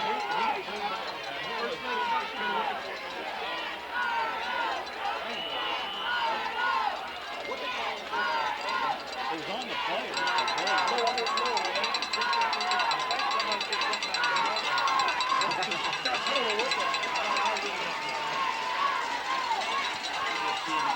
Back here at Soddy-Daisy High School, Danny Hordell getting ready to kick off, and man, what a ball game, Scott. I mean, this one's fun. It is a great ball game. Here's the kick by Danny, another little line drive kick. It's going to be fielded at the 2. Jackson at the 5, to the 10, to the 15, to the 20, to the 25, to the 30-yard line. That's where he's tackled, maybe just shy of that by the Wildcats. Stop is made by Oak Ridge. Don Guerra makes the stop for the Wildcats. 2:20 to play, and the Soddy-Daisy offense is back out on the field. The ball is at the 30-yard line. You know, Danny's got such a strong leg. When he doesn't hit the ball high and hits a line drive like that, it's not good for Oak Ridge. I'd say the receiver got the ball about the 1 or 2 yard line, but I bet the Oak Ridge's kicking team hadn't gone 10 yards. First down, 10 yards to go. The ball's at the 30. Double wing set, single receiver to the left. That's Jackson. Phelps to pass. Straight drop. Lots of time. Cranks it down the field. Incomplete. Right down the middle, defending Daley Thompson and Johnny Miller. He does have an odd delivery as he releases the football, but he's got a strong arm, that's for sure. It'll be 2nd and 10. He does, David. He's got a tremendous arm, and like you said earlier in this ballgame, I think sometimes he throws the ball a little bit too hard. You know, some of the John Elway, you know, had to kind of calm down a little bit and touch pass a little bit. That time, I mean, he's throwing the ball about as hard as he can, straight down the middle of the field, just overthrows his receiver. 2nd and 10 at the Soddy-Daisy 30. They're moving left to right here. 17-0 Oak Ridge. 2:13 to play, second quarter. Phelps from the 30-yard line. Man comes in motion. 4-man front Oak Ridge. Phelps to pass. Lots of time. Throws it up there. There's a wide open man. He can't make the catch. Another drop. Right in his hands. Chris Gross got behind. Got in good position to make a catch. Well, once again, it's incomplete. The Wildcat secondary is very fortunate in this one because they've had 2 or 3 drops in this one. Well, they have, and that's the third one, big drop, and that's another perfectly thrown ball. And the receiver looks like they were matched one-on-one with one of the linebackers, and it's hard for a linebacker to run with those guys. He outruns them to the post pattern and misconnects on the pass. And Oak Ridge now has actually Trojans have the ball 3rd and 10. Another big play for the Wildcats. Receivers left and right. Here come the Trojans, 3rd and 10, 2:06 to play first half. Phelps, back to pass. A little more pressure this time, little screen pass is complete. Up the field at the 30, breaks a tackle, but not the second tackle. He is blasted by James Mitchell at the 35, I believe, and Adam Black, both of them there. It'll be 4th down. And the Wildcats are going to call a timeout because they're going to get the ball back. You know, I don't know how in the world that Adam Black ends up coming out of that with making a tackle. They had 4 guys, 4 linemen out there blocking. They had 1 person to block. Nobody blocks Adam Black. Adam Black comes through, makes a tackle, and now they're going to get the ball back with 1 minute and 51 seconds left to go in this first half. For the Trojans, or at least he's in punt formation, they'll split off receivers left and right. Corey Booker standing back at the 25-yard line, 4th and 5, 1:51 to play. Here's the snap, it's good. Here's the punt, it's away. Wobbly kick. Corey's going to let it roll dead inside the 20-yard line. It's going to roll all the way down to the 16-yard line, and that is where Oak Ridge will take over. First down, 10 yards to go, 1:39 to play, second quarter, and the Wildcats have a 17-0 lead. I don't know, this far down in this field position, I don't know if the Wildcats are going to want to just get crazy here. I think they'd be very content to head to the locker room with a 17-0 lead. Yeah, you're probably right. They got 17 points on the board. I think Soddy-Daisy has 1 timeout left. Oak Ridge has 1 timeout left. So I would expect to maybe see them run the ball, maybe do a play-action pass, maybe on 2nd down. Here they come to the line. Splitting out to the far right is Daley Thompson. Far to the left, Cody Kofer. I formation, Oak Ridge. Turnovers are not allowed right here. Ball's at the 15. The pitch will go to Booker. Here's the reverse to Cody Kofer. Clipping's going to be called. Cody is blasted. Reverses his field. Comes down the field at the 15 to the 20. It's going to be a clip against the Wildcats. Cody's tackled it around the 35, and then another flag comes down. Wildcats are going to have a couple penalties on the play. 1:28 to play. Wildcats, they reversed on the reverse and then came back with Cody Kofer. Let's see what the 2 calls are. 2 flags. 1 went down, and it was quite obvious it's going to be against Oak Ridge. The second one, I'm not so sure about. Yeah, the first one was an obvious clip way down. It looks like about the 9-yard line. The other one's got to be, I mean, you've got 1 ball carrier and about 7 defensive players. That's where the flag went down, so you would think it's going to be on them, but who knows in this game. So they're going to back up Oak Ridge. Wildcats backing up inside the 10-yard line. The official will put it down with 1:28 to play. It'll still be first down. Both teams have 1 timeout remaining. Oak Ridge has a 17-0 lead here. Ball's put down at the 4-yard line. He might have just been throwing it to echo the first one. I'm not sure. Might have been double clip, maybe clipping up here as well, as the Wildcat offense has it first down and about 20 yards to go. The ball is at their own 4-yard line. Scott McMahon at quarterback. Splitting out to the far right is Johnny Miller. Wildcats come up with Jake Vane in the backfield, Booker and Goldmeyer. McMahon. Handoff goes to Vane across the 5. Rumbles to around the 6. The Wildcats trying to get a little running room here as we're ticking down to 1:19 to play here. As I mentioned, Soddy-Daisy has 1 timeout remaining. 17-0. The Wildcats on top, and a hard-hitting, lots of emotions on both sides in the press box, in the stands, on the field. It's been an exciting ball game here in the first half. Unfortunately, Oak Ridge has a 17-0 lead. A minute to play here in the second quarter. Ball is at the 7. Daley Thompson splits out to the far left. Wildcats come up. Once again, McMahon at quarterback. Vane, Goldmeyer, Booker in the backfield. Handoff goes Corey. Corey moves the ball forward, but very little yardage. He's tackled at the 7. Let's see if Soddy-Daisy's going to use their final timeout. We're down to 39 seconds to play, and it's ticking on down. Now they finally stop the clock with 36.9 seconds. They let about 10 seconds get off before they called the timeout. They did. I tell you what, there's a couple guys down here, David, need to be on the coaching staff. They're calling all the plays and all the things that Soddy-Daisy needs to be doing. But yeah, they let 10 or 12 seconds go before they called timeout. But they have got the clock stopped with 36.9 seconds to go in this first half. Oak Ridge needs first down, or they have to give up the ball here. McMahon brings them up. Oak Ridge on top, 17-0. Backfield split. Johnny Miller splitting out as a receiver to the right. Goldmeyer, Vane, Booker behind Scott McMahon. Handoff goes Corey Booker. Corey cuts across the 10. Corey the 15 at the 20, at the 25, and doesn't pick up a first down, and hopefully he stayed in bounds. But the clock is moving. One of the Wildcats is down on the play, and he better get up because the play, as Johnny Miller comes off the field, 18 seconds to play. The Wildcats move the ball forward, and I believe it'll be 4th down and about 3, but the Wildcats are not going to have to run another play. So Oak Ridge will go to the locker room on top, 17-0. Wow, what an intense game, David. Oak Ridge is up 17-0. Had a couple turnovers, had some penalties, but have overcome that. Looks good. The offense has really come up strong when they needed to. Couple big plays. Nice ball game. We're going to take a quick break, send it back to Darren Creek. When we come back, Ben Peters will have the first half statistics. He'll run down the scoring. Wildcats on top, 17-0 over the Soddy-Daisy Trojans. The Wildcats will actually get the ball first in the second half because they won the toss and deferred. Got a lot of things to do. As I mentioned, Darren Creek will have the scores of other ball games. Ben will have the stats. Mike will talk a little bit about the freshman ball game. We'll do all that and more. We're going to take a break. Oak Ridge on top, 17-0. We'll be back following this 2-minute timeout. Ball's going to be put down by Tyner. Eric Tyner is the kicker. He'll be kicking from left to right.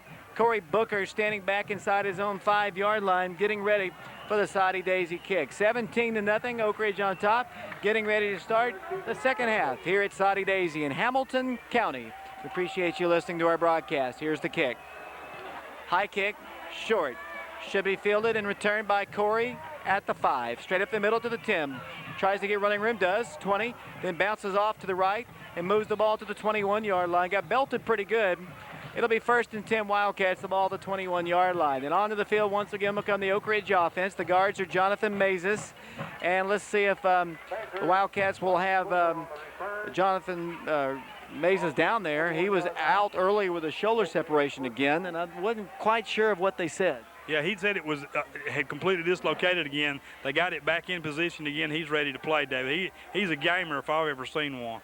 1st and 10 Oak Ridge, the ball at the 21-yard line. Scott McMahon at quarterback. Booker, Vane, Goldmeyer in the backfield. Handoff goes to Spencer Goldmeyer. Got a nice block. Kurtz around the corner at the 25 and then is collared down at the 23-yard line. Tackled by number 9 for them, Michael Mullins. Be a gain on the play for Spencer Goldmeyer of about 2 yards at most. Second down, 8 yards to go. 11:35 to play, third quarter. 17-0 is the score. The ball's at the 23-yard line. Wildcats bringing in the play with the wide receiver, Landon Thomas. Wildcats have Tyler Trent in the ball game on the line. A.J. Harris, Max Volk. Tight end is James Mitchell. Wildcats up to the line, backfield split. McMahon 2nd and 8. Rolls to his right, lots of time. Goes deep, fires a pass, intercepted, could be a touchdown. Down the field, touchdown, no. Tackled at the 3-yard line, picked off by Tyler Barron. Exactly what Soddy-Daisy wanted. Picked off and almost returned for a score. Yeah, it was a great play that time. It looks like the linebacker had just gone out and it just goes up high and gets the ball. It's exactly what Oak Ridge didn't need to turn the ball over so early in this second half. Ball is at the 4-yard line. It'll be first down, goal to go. So the Trojans trying to get back in, and just like we saw at Dobyns-Bennett, when things started happening, their crowd got right back in it. Here come the Trojans to the line. First and goal at the 4. Phelps at quarterback. Man comes in motion.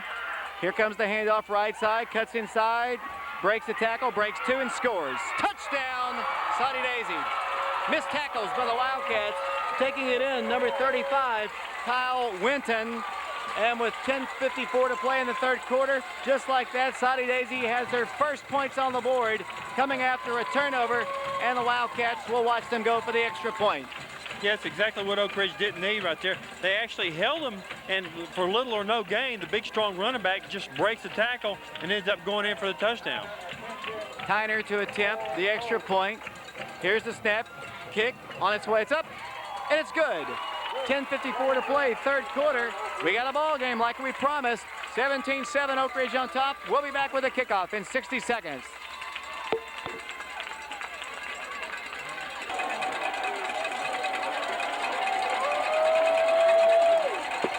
Here's the kick by Soddy-Daisy. High kick will be fielded by Booker at the 3.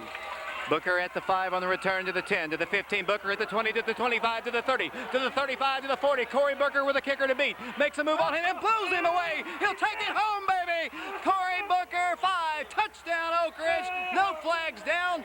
97 yards, and the Wildcats have 6 on the board. Man, what a great explosion. You know, somebody back here said, you know, Oak Ridge has got to score on this possession, take their win out of the cell. Had no idea it was going to take a 97-yard kickoff return. He got to about the 40-yard line. Only person he had to beat was the kicker. Puts a nice juke move on him, sails into the end zone. 23-7. Oak Ridge and the Wildcats quickly will go for the extra point, so that silences the Soddy-Daisy crowd here. Corey Booker electrifying the crowd here at Soddy-Daisy on the Wildcat side, silencing the Soddy-Daisy crowd. Austin Keithley to attempt his third extra point. He is now, let's see, 3 away from the all-time mark. Here's the hold, the kick by Austin. He hits it well and good. 10:38 to play, third quarter. The Wildcats on top, 24-7 over Soddy-Daisy. We'll take another break. We'll be back with a kickoff in 60 seconds. But that way, it works perfect. I thought that was a flag on the play, but that was number 7 shot.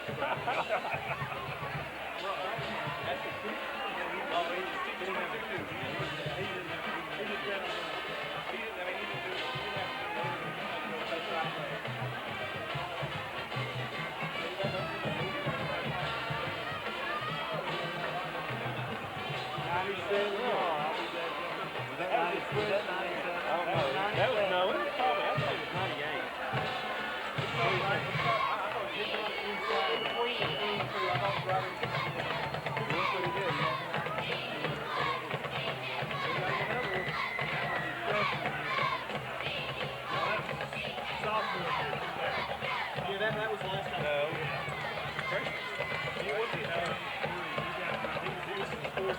Back here at Soddy-Daisy, the Wildcats getting ready to kick off here. Just like that, we've had 2 touchdowns scored in less than 2 minutes of the half. The Wildcats on top, 24-7.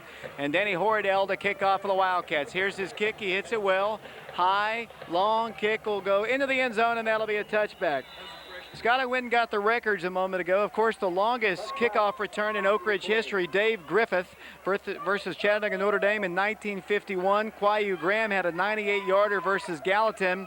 Corey Booker, a 97-yarder in 2000 against the Soddy-Daisy Trojans. And this one was either 97 or 98 yards. So Corey in the top 4, 2 long kickoff returns in his career against Soddy-Daisy. Now the Trojan offense is on the field here. First down, 10 yards to go. The ball's at the 20-yard line. They're moving from left to right. Phelps at quarterback, hands it off. James Mitchell hits the ball carrier, surges forward for a gain of about a yard, maybe 2 on the play. 10:31 to play, and man, did that kickoff return silence this huge Soddy-Daisy crowd. Well, I think you said, you know, Oak Ridge has got to come out and score on this possession, and then all of a sudden, Corey Booker gets the ball, and the wedge is in front of him. He kind of goes outside the wedge for just a second, and then after that, it's clear sailing into the end zone. Only person he has to beat is the kicker. He does that easily, and a 98-yard exciting kickoff. Second down, 7 yards to go. Receivers left and right. The ball's at the 23. Phelps to pass. Quick pass, incomplete. A little too hard once again. Trey Jackson, the intended receiver. It's now 3rd down and 7 yards to go. Phelps just doesn't need to put as much on that. If he puts a little less on there, it gives Jackson the opportunity to catch the ball. And right now they've got it 3rd and long. 3rd down, 7 yards to go. We've only played 2 minutes of the second half. We've already had 2 touchdowns. 24-7 the score. The ball is at the 23-yard line of the Trojans. They're moving left to right, wearing all blue jerseys, gold helmets, white pants. The Wildcats in cardinal and gray. 3rd down, 7 yards to go. Phelps rolls to his right, has time, breaking down, now goes down the field, pass is caught, and the big stick is made at the 35-yard line. Landon Thomas, I believe, there on the stop, but it's first down on the reception as the catch is made by, let's see, Kyle Winton. 1st and 10. He paid the price for it. Nicely thrown pass that time. 1st and 10, Trojans. Ball is at the 35-yard line. 9:45 to play, 3rd quarter. Here come the Trojans to the line. Splitting out to the far left is Chris Gross. Backfield, double wing, single running back directly behind the quarterback. That is number 44, Paul Campbell. Phelps will hand it to Campbell. Campbell moving the ball up the field, breaks into the secondary and gains about, 5-6 yards. Tackled on the right side by the Wildcats. Stop is made by James Mitchell and Adam Black of the Wildcats. It'll be 2nd down and 3 yards to go. 9:17 to play, 3rd quarter. 24-7 the score. The Wildcats on top in this region ball game. The Wildcats are already the region champions. Soddy-Daisy playing for positioning in the playoffs. They'll either finish 3rd or 4th. 2nd down and 2 yards to go. Phelps at the Trojan 42-yard line, hands it off to his back of the backfield, moves the ball forward for a 1st down across the 45. Wildcats make the stop as Brian Harris back in the ball game, and that's the best news I've seen all night, to see Brian back in the game. Yeah, you know, you got a 2-way starter on the line especially. You can't afford to lose one of those guys. It's good to see Brian Harris. You know, Brian Harris is playing his best ball too, so you cannot afford to have him lost.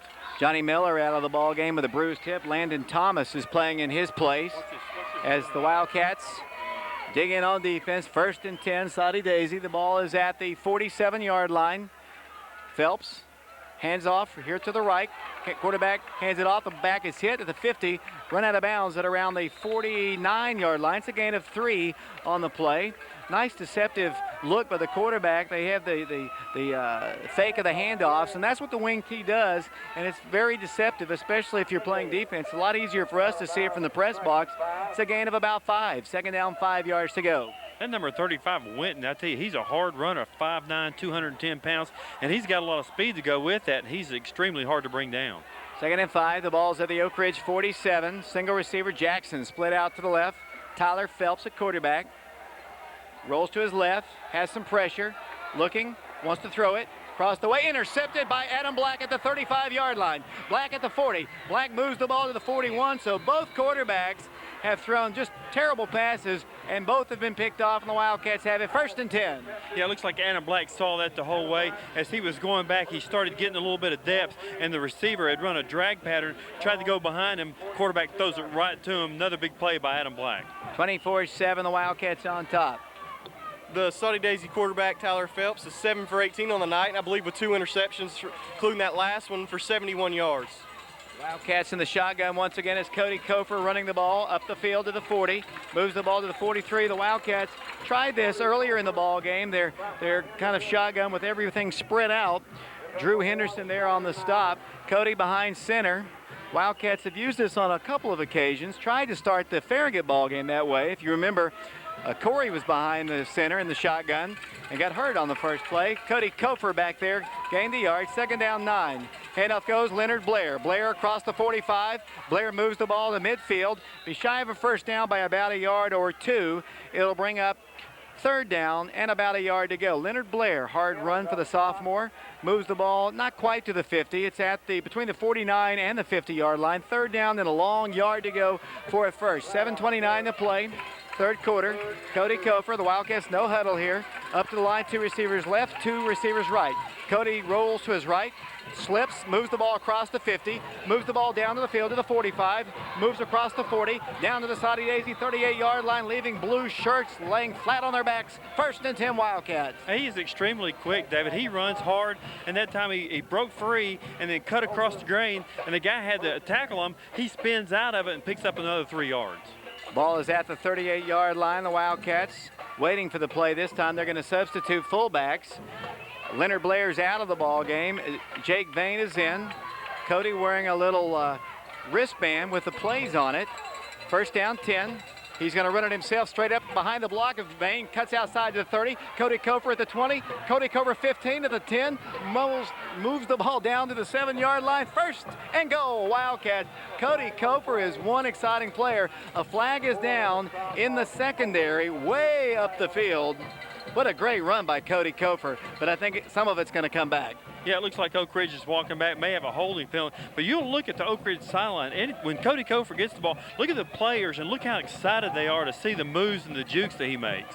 24-7, Oak Ridge is on top, 6:50 to play, and I tell you, the Wildcats appear to be comfortably ahead, but just being here on the field, it's going to be 2 penalties, offsetting penalties, and they're going to start the play over up at the original line of scrimmage, so it negates a fine run by Cody Kofer.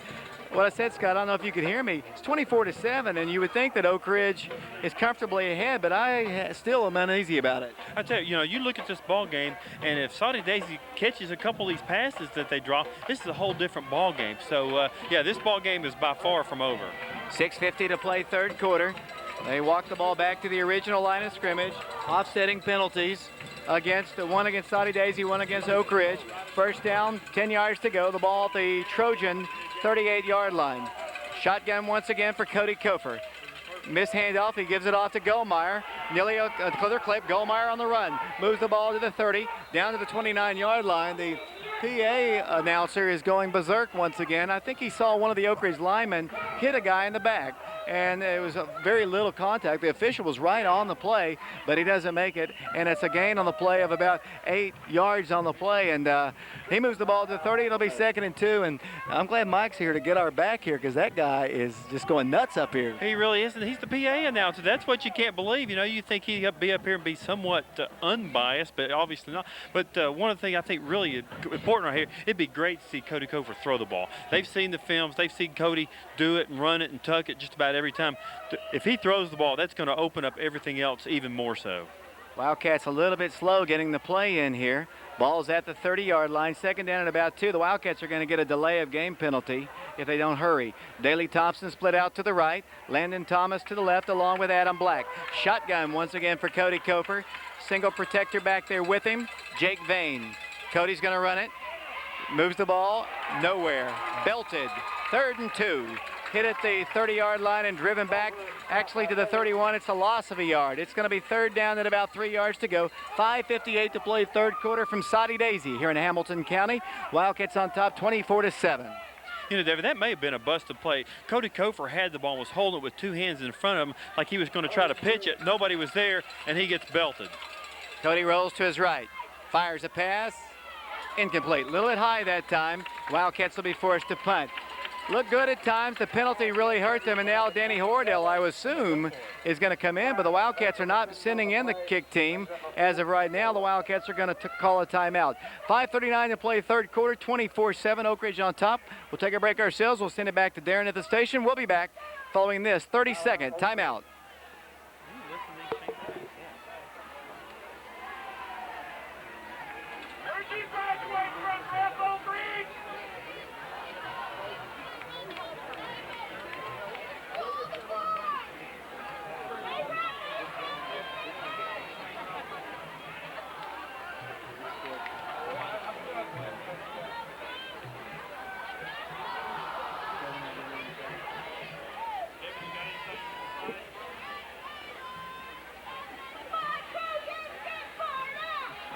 Back here at Soddy-Daisy High School, 24-7 is our score. The Wildcats on top of Soddy-Daisy. Oak Ridge has it 4th and about 3.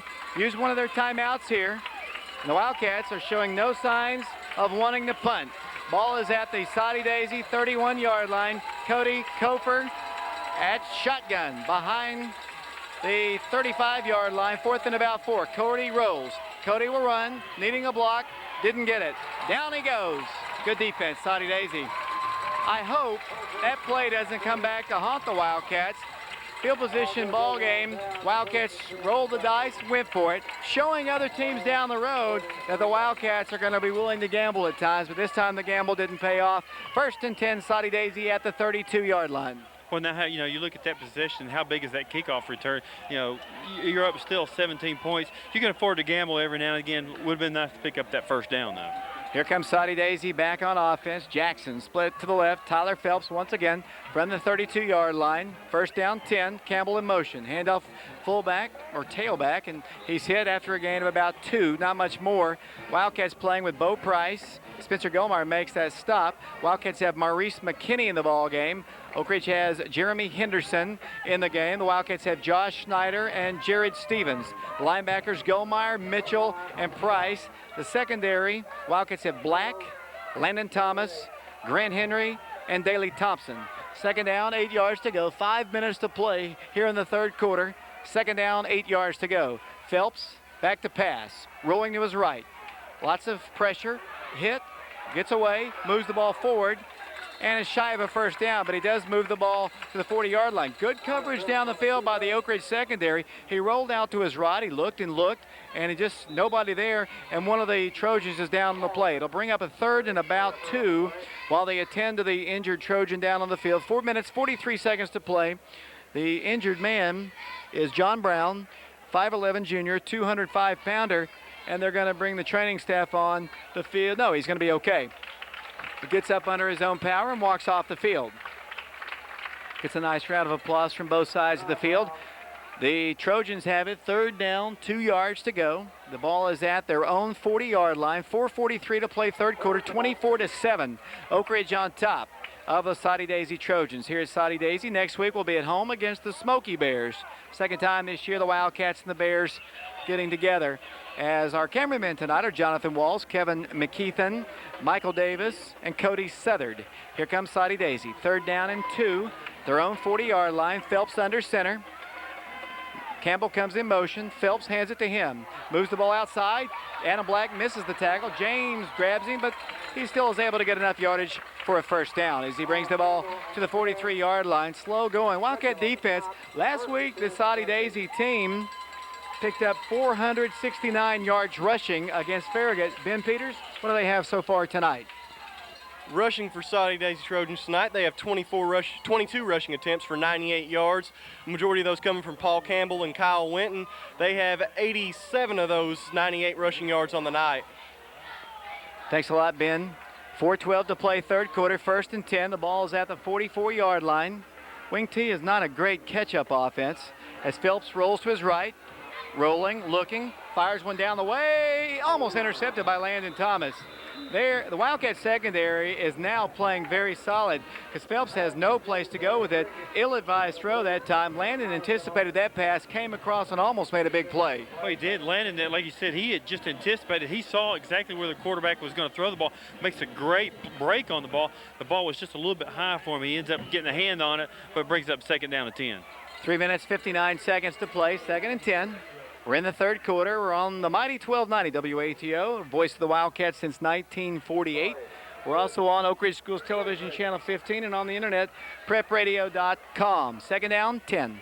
Ball is at the 44-yard line of the Trojans. They're moving left to right here in the 3rd quarter. Phelps to pass again, short drop this time. Floats it up for grabs. This can be picked off. It is. Wildcats pick it off. And dropped at the 24-yard line. Thought the Wildcats were going to come down with this one. And the person defending was it was the Daley Thompson defending, and I thought he had it.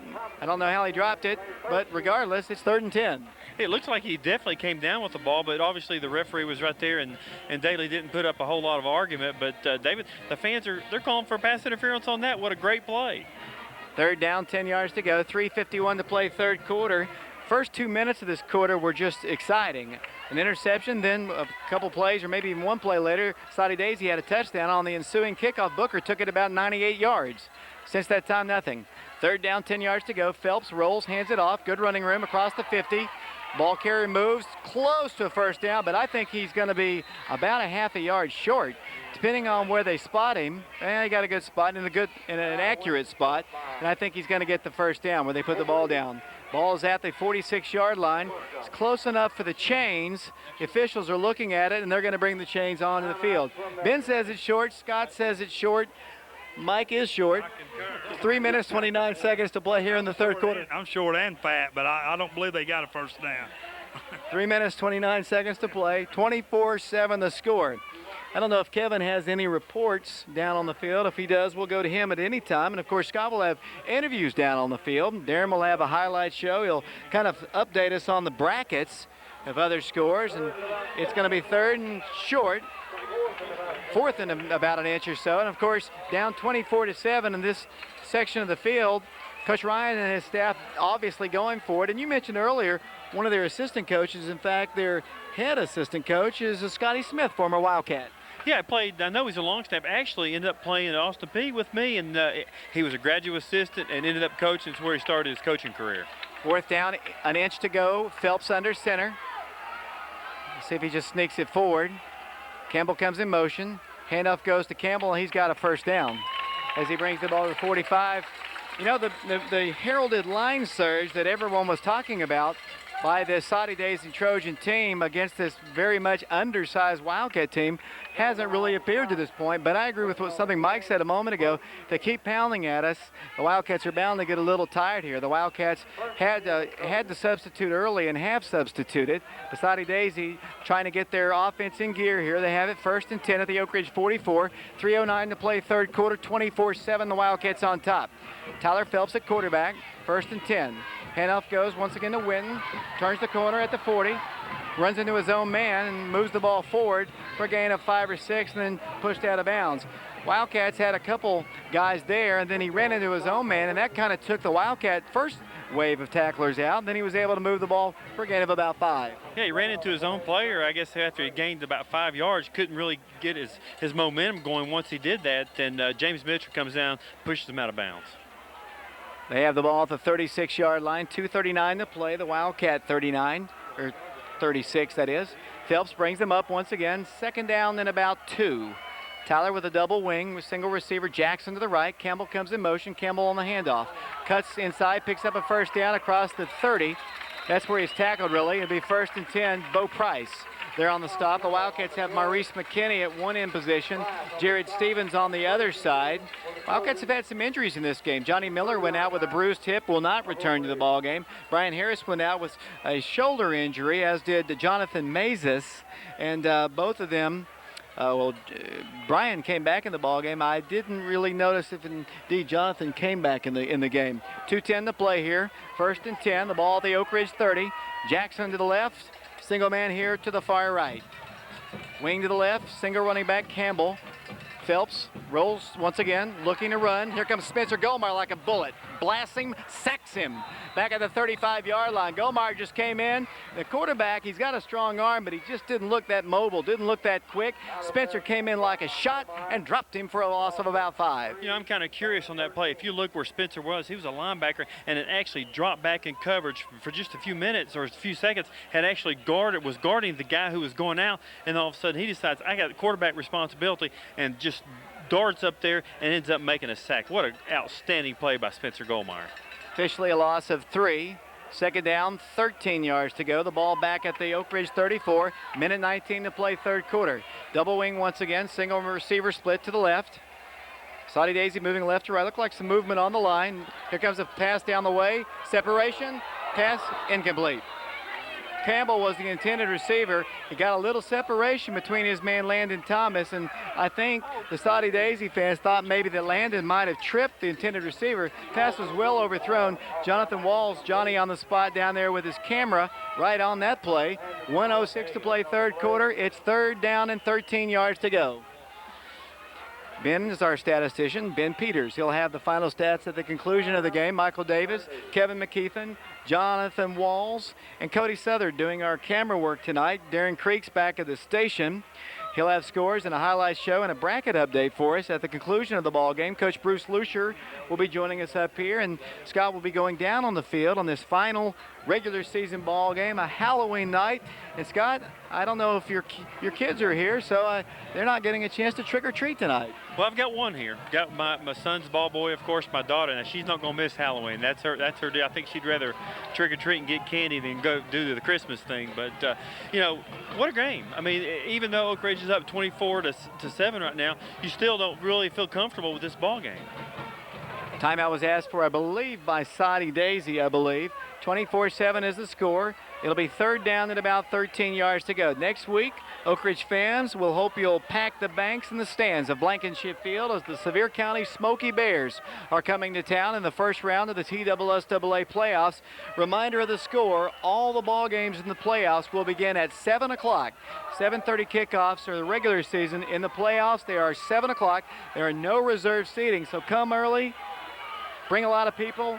Oak Ridge and Sevier County next week at Blankenship Field. Third down, 13 yards to go. Phelps once again will pass. Jared Stevens grabs him, can't get him, but somebody does. Sacks him. Back at the 40-yard line, big Brian Harris sacks him. Back here at the 40, it's another big loss on the play. Well, it was a big sack that time by Brian Harris, but Stevens on the outside bolts up, and I think he knew that they were going to try to run that little bootleg. He goes up, makes the quarterback cut in. At that time, Brian Harris comes in and make a sack. Brian gets the sack. We'll give Stevens an assist.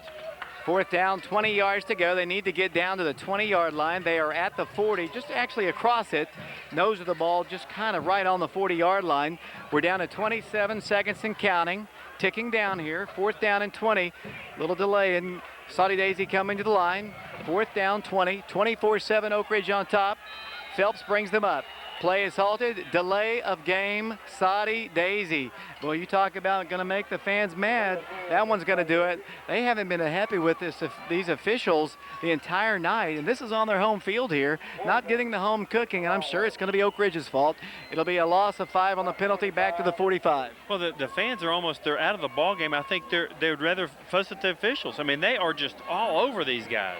Fourth and 25. The ball is at the 45 of Oak Ridge. Phelps at quarterback, receivers left and right. Little pressure, not much. Here's the pass down the way, almost intercepted. The Wildcats will take over on downs.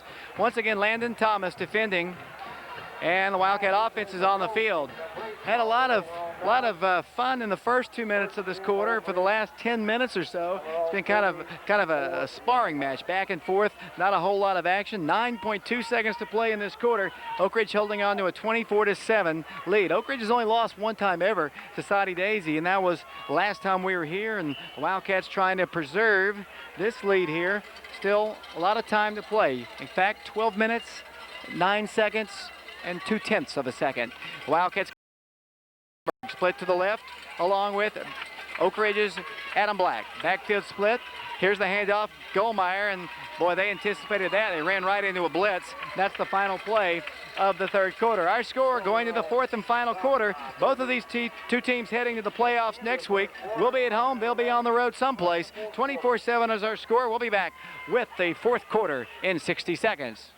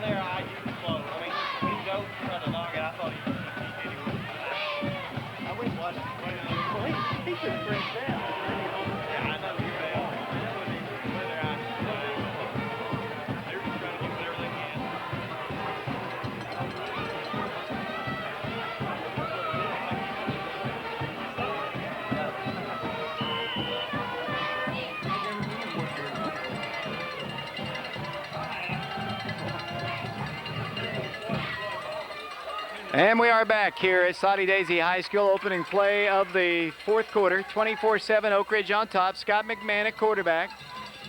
The Wildcats don't have all their personnel on, and after so much time, the Wildcats put 3 receivers to the left. Handoff goes to the running back, Corey Booker. That play was doomed from the beginning. It's kind of hard to imagine that you have so much time in between and not have the right personnel out on the field, and it's now going to be 3rd down and 9 yards to go. Yeah, somebody just ended up running on the field. You don't even know if he was the one that was actually supposed to be in or not, but instead of taking the penalty, somebody runs out there, lines up, and then they run the play, and like I said, it was kind of doomed for a start. Brings up 3rd and 10. Wildcats have kind of sputtered a little bit on their offense as Daley Thompson splits out to the far left. A.J. Harris to center. First man to the line. Goldmeyer split out to the right. Jake Vane in the backfield along with Corey Booker. 3rd and 9. McMahon back to pass. Goes down the field. Wide open Daley Thompson. He's got it. Inside the 20-yard line down to the 15. It'll be 1st down. 10 yards to go. Great catch that time by Daley. Comes up limping slightly. 1st and 10 Wildcats. Yeah, he is limping, David. He goes straight to the sideline, but what a big play. Run the bootleg to the left side of the field, and Daley Thompson just goes streaking down in the flag pattern. McMahon sees him, hits him, big play. Oak Ridge has the ball on the 15-yard line going in. Big 3rd down conversion for Scott and company. Wildcats at the 15, trying to put more points on the board. Waiting for the play to come in from the Oak Ridge sideline. The Wildcats come in. I think that's going to be Cody Kofer coming in once again. Let's see if he's a receiver. He will be. Splitting out to the far right. Scott McMahon at quarterback. Oak Ridge on top 24-7. 10:55 to play in the ballgame. Up to the line, Scott. Hands it off. Corey Booker. Corey Booker. Touchdown, Oak Ridge. The Wildcats take it straight up the middle. 6 more on the board, and Oak Ridge leads it 30-7. Boy, Oak Ridge called a perfect play at the perfect time. Looks like Soddy-Daisy came in with a little stunt, and Oak Ridge ran a play just to the other side of it. Big play, Corey Booker, 11-yard scamper for a touchdown. Austin Keithley to attempt the extra point, his 4th of the night. He's 3 for 3, I believe, coming into this one. Wildcats also have a field goal by Danny Hordell tonight. We'll have all the scoring summary. Here's the snap, the hold. It's up, and it is good. Austin, 1 kick away from tying Granger Marlar as the all-time extra point kicker in Oak Ridge history. More importantly, the Wildcats are on top 31-7, and we'll be back with another Oak Ridge kickoff in 60 seconds. Is that 100 extra points? 100 extra points? No, I'm at 40. Oh,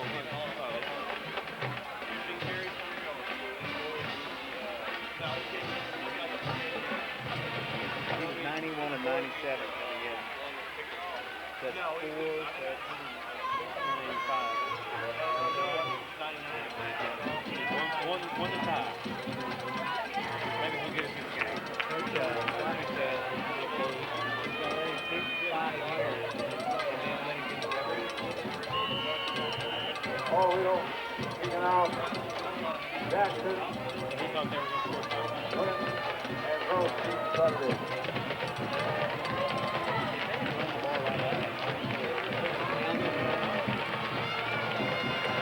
That's a lot better than Oh, well.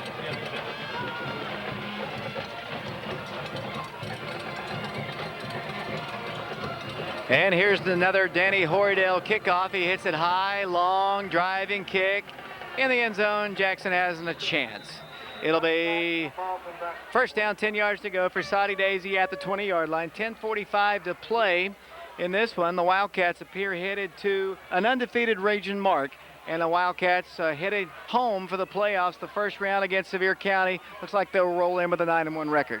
You know, when you look at this ball game, Oak Ridge has given up 7 points, and those 7 points have come on a 5-yard drive, David. The defense, you know, it looked like the very first of the game, the Soddy-Daisy came out and moved the ball. After that, this defense has really stiffened up and played extremely well. 31-7 is our score.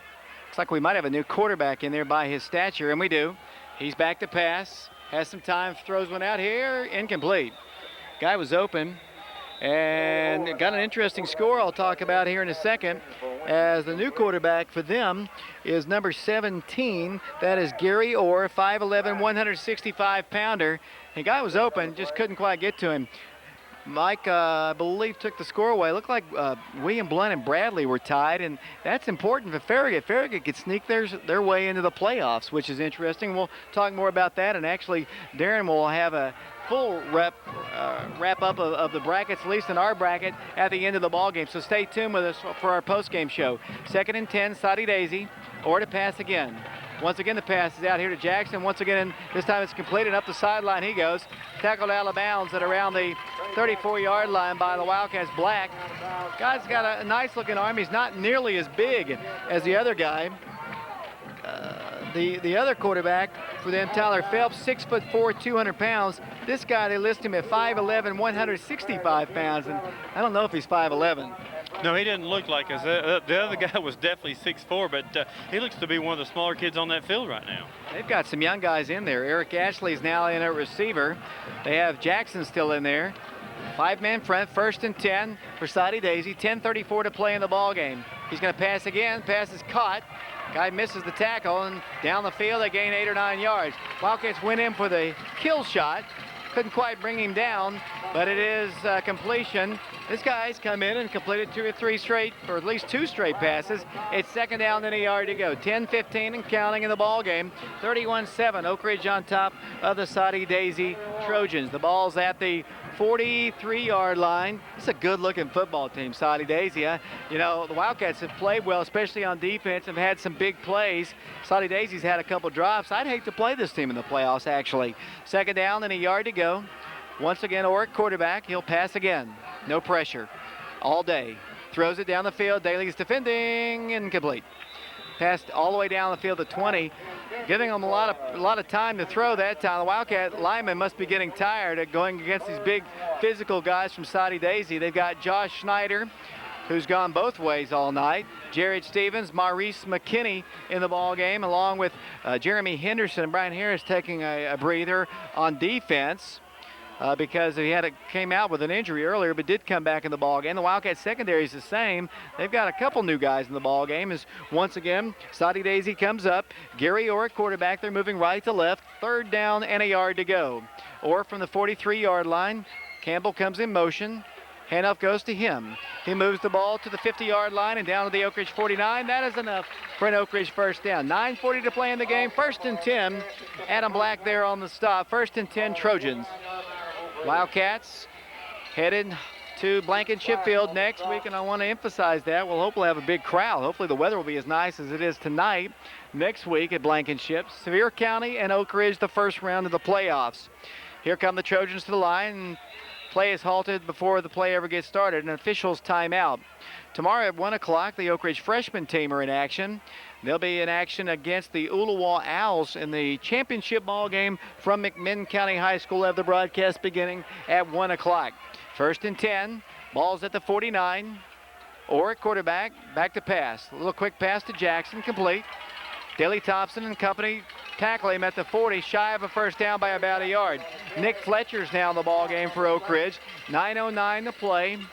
Guys come in, has completed some passes here. Not a lot of pressure being now applied by the Wildcats, though, giving him too much time. Brian Harris is back in the ball game.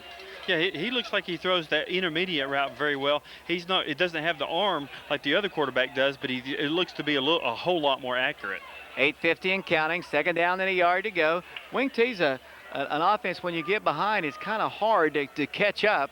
Right now they're trying to throw their way down the field. The Wildcat defense has been stingy all night. Quarterback hands it off to number 35. He brings the ball down the field. As soon as I say that, they might take it for a score. Down the sideline, and they will take it in for a score. I don't know what I'm talking about. As number 35 takes it all the way down the sideline, Kyle Winton scores. Nice looking run. That kid's a player, David. He's a big, stocky kid, but you can tell once he got through there, he outran a couple of Oak Ridge kids, and it looks like we have an unsportsmanlike conduct penalty against Soddy-Daisy that I believe the touchdown will count, but they'll have to back it up 15 for the extra point. 8:28 to play, 31-13. Indeed, they're going to have to back it up. And the Soddy-Daisy fans have not been happy at all tonight with the officiating on their home field. It's a great run, and I don't know. Let's see, they're going to put the block down at the 25-yard line to kick the extra point. Number 7, Eric Tyner, 6'3", 200-pounder. The holder will be Gary Orr. 35-yard extra point attempt. High snap. Kick is on its way. He hits it, but I think it's off to the right. It is off to the right side. So their unsportsmanlike conduct call cost them an extra point. The Wildcats hit an extra point from 35 yards out. 31-13 is our score. 8 minutes, 28 seconds to play in this ball game. We'll take another quick break. We'll be back to Soddy-Daisy High School. Following this, 60-second timeout.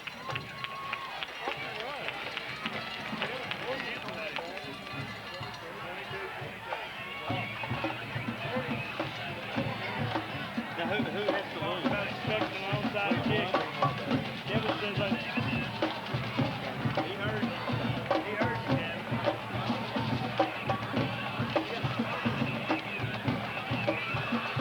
Now why do you have to be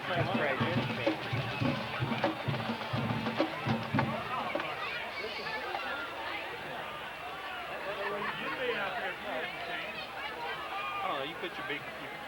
I don't think you put your quarterback. No, they got the good hands people. They are. I love them.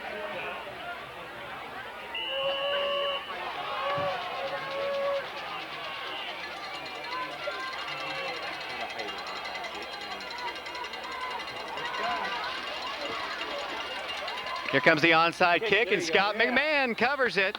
And he fields it at the 47-yard line. Just not a great effort that time. He just went right to him, hardly took any hop. And Scott McMahon on the good hands team covers it.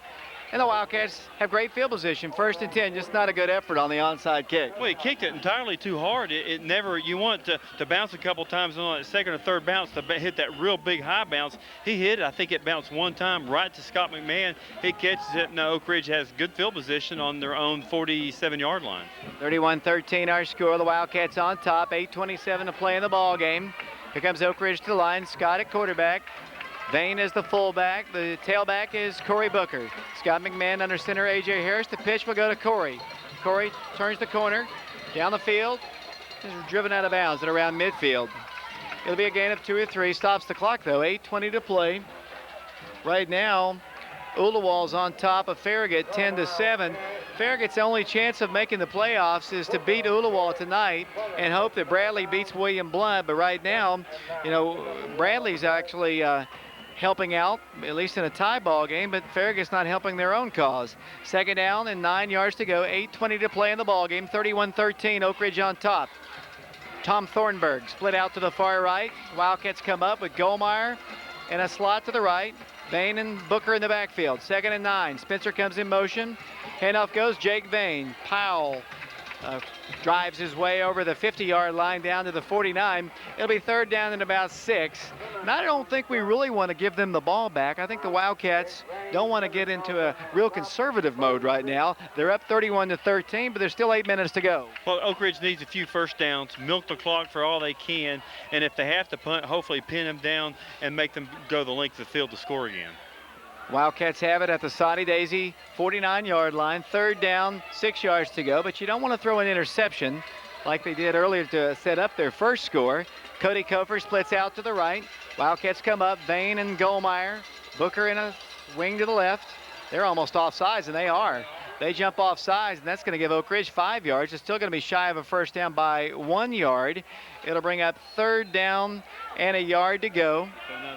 And another flag goes down, and we'll have to check this one. David, I believe the coach said something once again, and I think he's going to have another 15-yarder unsportsmanlike on him. And I don't know, I think you get more than one of those. I think you get tossed out of a game, don't you? You do, if the last one was against them, and that is unsportsmanlike conduct call against Glenn Ryan of the Soddy-Daisy Trojans. And that doesn't help his team right there. I mean, it was still going to be 3rd and a yard to go. Now the Wildcats have it 1st and 10. So Coach Ryan has just helped the Wildcat cause here. 7:34 to go, and it is an emotional ball game. This team is still in the playoffs. They're going to the playoffs. They're just going to have to travel to Dobbins-Bennett. 7:34 to play. 1st down, 10 yards to go. The ball is at the 31-yard line. Cody Kofer split out to the left. Booker, Vane, Goldmeyer in the backfield. Tight end is James Mitchell lined up here on the right. Scott McMahon is the quarterback. Wants to pass, wants to run, now sacked. Back at the 35-yard line. That's the best pressure that the Soddy-Daisy Trojans have put on Scott McMahon in the ball game, I think. It'll be a loss of 5. 2nd and 15, 7:17 to play in the ball game. 31-13, Oak Ridge on top. Jonathan Walls, Kevin McKeithen, Cody Southard, Michael Davis, our cameramen tonight. We appreciate them. Ben Peters, our stat man. Mike Sheehan up here with us, along with Brad Newman. He's up here with us. You don't know him, but he's with us. Also, Darren Creek back at the studios of WATO, and Scott Monger here as well. Now another flag goes down. We might have lined up off sides. We'll have to see. The official coming over to talk things over. Pace was in as a receiver, and he might have lined up off sides. And I think that's illegal procedure called against the Wildcats. That might be the case. I think Justin might have been lined up off sides. Yeah, I didn't see it. Another thing, I was looking at the quarterback through the binoculars. The next thing I see, but I tell you what, that's a 5-yard penalty against Oak Ridge, and the fans love that one, didn't they? Second down, about 20 yards to go now. 6:49 and counting. The Wildcats trying to knock off the Trojans here on their home field. Last time we were here, they knocked us off in overtime. Here's Scott McMahon, 2nd and 20, 6:37 to play. McMahon from the shotgun will hand it off to Spencer Goldmeyer. Spencer got a block, cuts down the left sideline to the 30, collared and tackled at around the 27-yard line. Oh, these fans are out for blood, let me tell you. It's a gain of about 12 or 13 yards for Spencer Goldmeyer. Kind of a little draw play, nice looking play. It was a great call. It looked like Oak Ridge, and really in a passing situation, they come out with a little quick draw, and Spencer had broken through the line of scrimmage, and it looks like he may have run into his own player, may have been the referee. Somebody blocked him. He ended up picking up 2 or 3 more after that. Let's start screaming at the referee, too, if he got in front of Spencer Goldmeyer. Third down and about 7 yards to go. Wildcats splitting out 2 receivers here to the right. Wildcats shotgun formation. Scott McMahon, 3rd and 7 all day to throw. Fires one to Tom Thornburg. It's picked off and dropped. Off the fingertips of Thornburg, and now the coaches to our right in their coaching room kicking and throwing chairs and furniture all over the place. Boy, it's a war zone up here in the press box. I tell you, Oak Ridge is actually fortunate that ball wasn't picked off. The ball was high. It goes off Thornburg's hands. Number 42 for them is a defender, and he's going backwards. And the number 12, the free safety, is coming over. He catches that thing on the run. It's very easily 6 points the other way. Wildcats going now for a 45-yard kick from the left hash. Danny Horridell to attempt. Justin Pace to hold. Schneider to snap. The kick is away. Low line drive. It's on its way. It's up, and it's good. 45-yard field goal by Danny Horridell, and the Wildcats lead 34-13. 6:14 to play. It was a low liner that time for Danny, but the Wildcats put 3 more on the board. His 2nd field goal of the night. As Horridell puts points on the board here, incidentally, at 45-yarders, about 6th all-time. Of course, the all-time longest kick in Oak Ridge history, a 52-yarder by Aaron Hunt. He also had a 50-yarder. Granger Marler had a 48-yarder. Daniel Wetzel a 48 and a 46-yarder. Don Carson a 45-yarder, along with Kurt Johnson, and now Danny Horridell, also a 45-yard field goal to his credit. Oak Ridge on top, 34-13. You know, I still think that if he had the opportunity, Danny could hit one from about 60. He's got, you know, I've seen Aaron Hunt, and I've seen a lot of great kickers, but he's by far, I think, got the most liveliest leg of any of those guys. Wildcats kicking off. Danny Horridell hits it high into the end zone once again. It's going to be a touchback. Closest person to is our cameraman, Kevin McKeithen, and your son. Yeah, he's done a good job. He's finally he's still, you look at, he's 12 yards deep in the end zone after he goes to get the ball. Man, he's just got it's fun to watch a kicker kick when he kicks like that. 34-13 is our score. Remember, stay tuned with us throughout after the in the post-game show. After we close it out here, Darren Creek will have a highlight show, and there's lots of them. We'll also have scores of other games, and he'll run down the bracket for us. And Coach Lucier will be up here, and we'll have player interviews as well. 6:14 to play in the ball game. Oak Ridge on top, 34-13 over Soddy-Daisy. Handoff goes to Campbell, stuck by James Mitchell, the Wildcats, and Adam Black. It'll be a gain on the play of about 4. And boy, the crowd has gotten quiet here. You're right. They don't really cheer their team. They cheer against the officials. It beats, you know, the big play, of course, and it just started everything, was the big pass interference call down here. And I don't know, it looked like, in my opinion, it was probably a bad call. But after that, just everything in the world went wrong for Soddy-Daisy, especially their fans. Second down, 6 yards to go, and the trash can got annihilated in here in the press box, too, and a chair to our right. 5:39 to play. Up to the line will come Soddy-Daisy. Second down, then about 6. Or at quarterback, his 2nd series led him to a score the last time. Quick little throw is complete. Here at the 30-yard line, and the Wildcats make the stop, and it's a 1st down. at the 31. Slow going for the Trojans. They don't have a lot of time, and they're down 3 touchdowns. 34-13, 5:25 to play in the ball game. Here from Soddy-Daisy High School. It's a beautiful high school, kind of nestled in some mountainous areas out. You can't hardly even really see any city lights around here. It's just a great little setting for the high school. It's a beautiful school. Can't be any more than 10 years or so as Orr brings them up 1st and 10, 5:11 to play in the ball game. Oak Ridge on top, 34-13. Winton comes in motion, gets the handoff, moves the ball for a gain of about 3 or 4 up to the 35-yard line. For the stop is made by Landon Thomas. Landon's played a good portion of the ball game due to injury, a hip injury of some sort to Johnny Miller, and Landon's done a good job. He has done a good job. Of course, he almost made a big play down here when he broke for the ball, almost had an interception, but it's great to have somebody to step in like a Landon Thomas when you do have one of your corners hurt. 2nd down, 6 yards to go. Up to the line will come Orr. The ball is at the Soddy-Daisy 35. 2nd down, as I mentioned, 6 yards to go. The Wildcats have 4 or 5 men on the front. Orr to pass. Illy sack.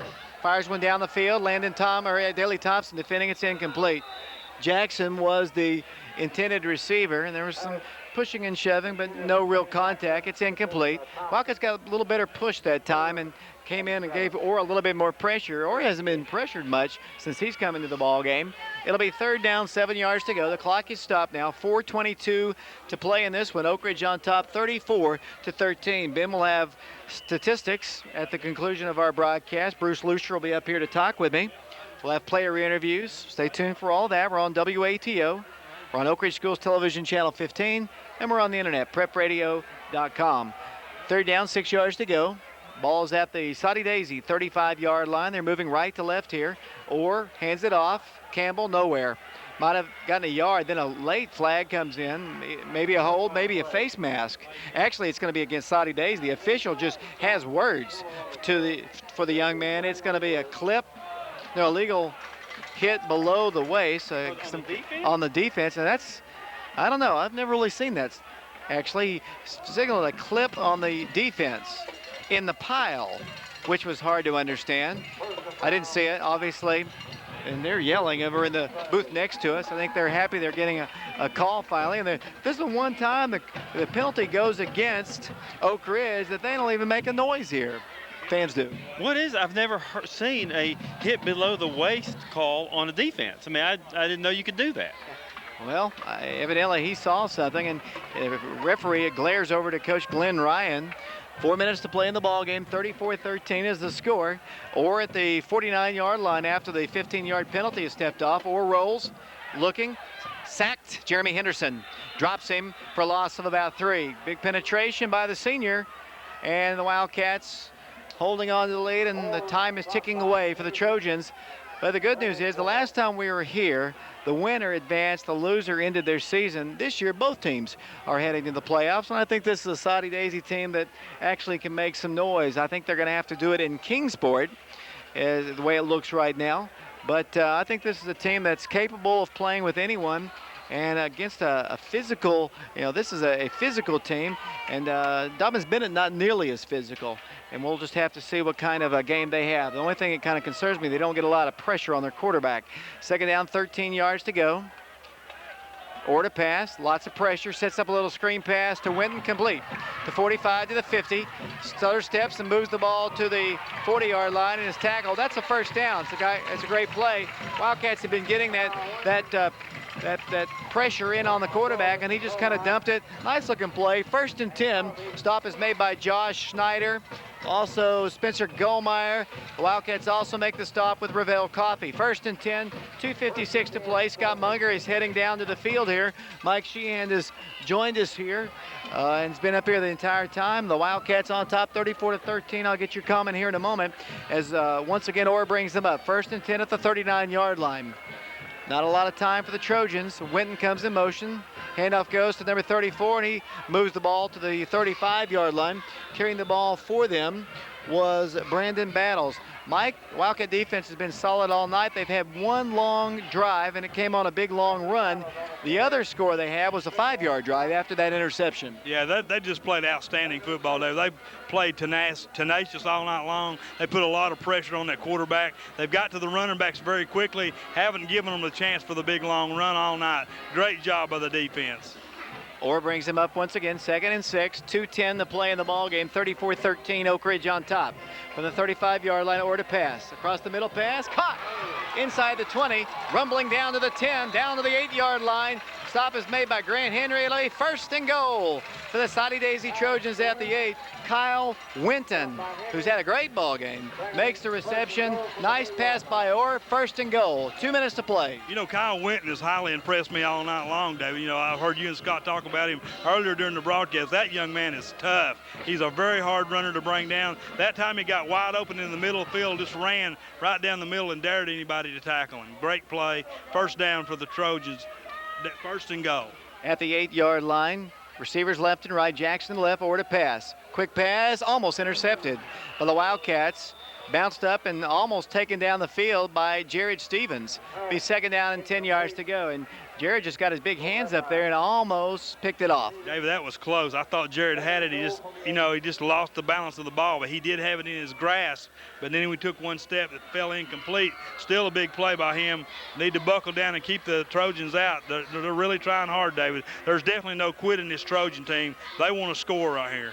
34-13 is the score, or their backup quarterback doing a good job. 2nd down from the 9-yard line. I thought it was the 8 before. Handoff goes to Campbell. Campbell is hit at the 7-yard line and tackled by the Wildcats' James Mitchell. It's now 3rd down, goal to go. They have 2 timeouts left. Oak Ridge has 2.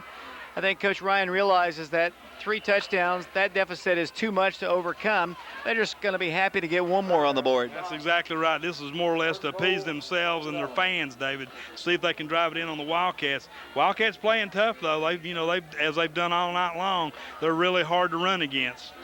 34-13. We're down to 1:05 to play in the ball game. Orr brings him up, 3rd and goal. Ball's at the 6-yard line. Jackson split to the right. Winton to the left. Orr to pass. Floats it out to Jackson, up for grabs, batted away by Oak Ridge.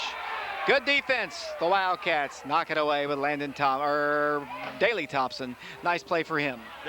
The Soddy-Daisy Trojans have actually outgained us 325 yards, or like 278. So, this goes to show you this team is very good at the running game. But the biggest thing is Oak Ridge has managed to hold them out and keep them out of the scoring, except for twice tonight. So that's a great job of playing defense, getting after them, staying after them, not letting them get in the end zone. It was Landon Thomas defending for the Wildcats on the previous play. Now it's 4th and goal at the 6.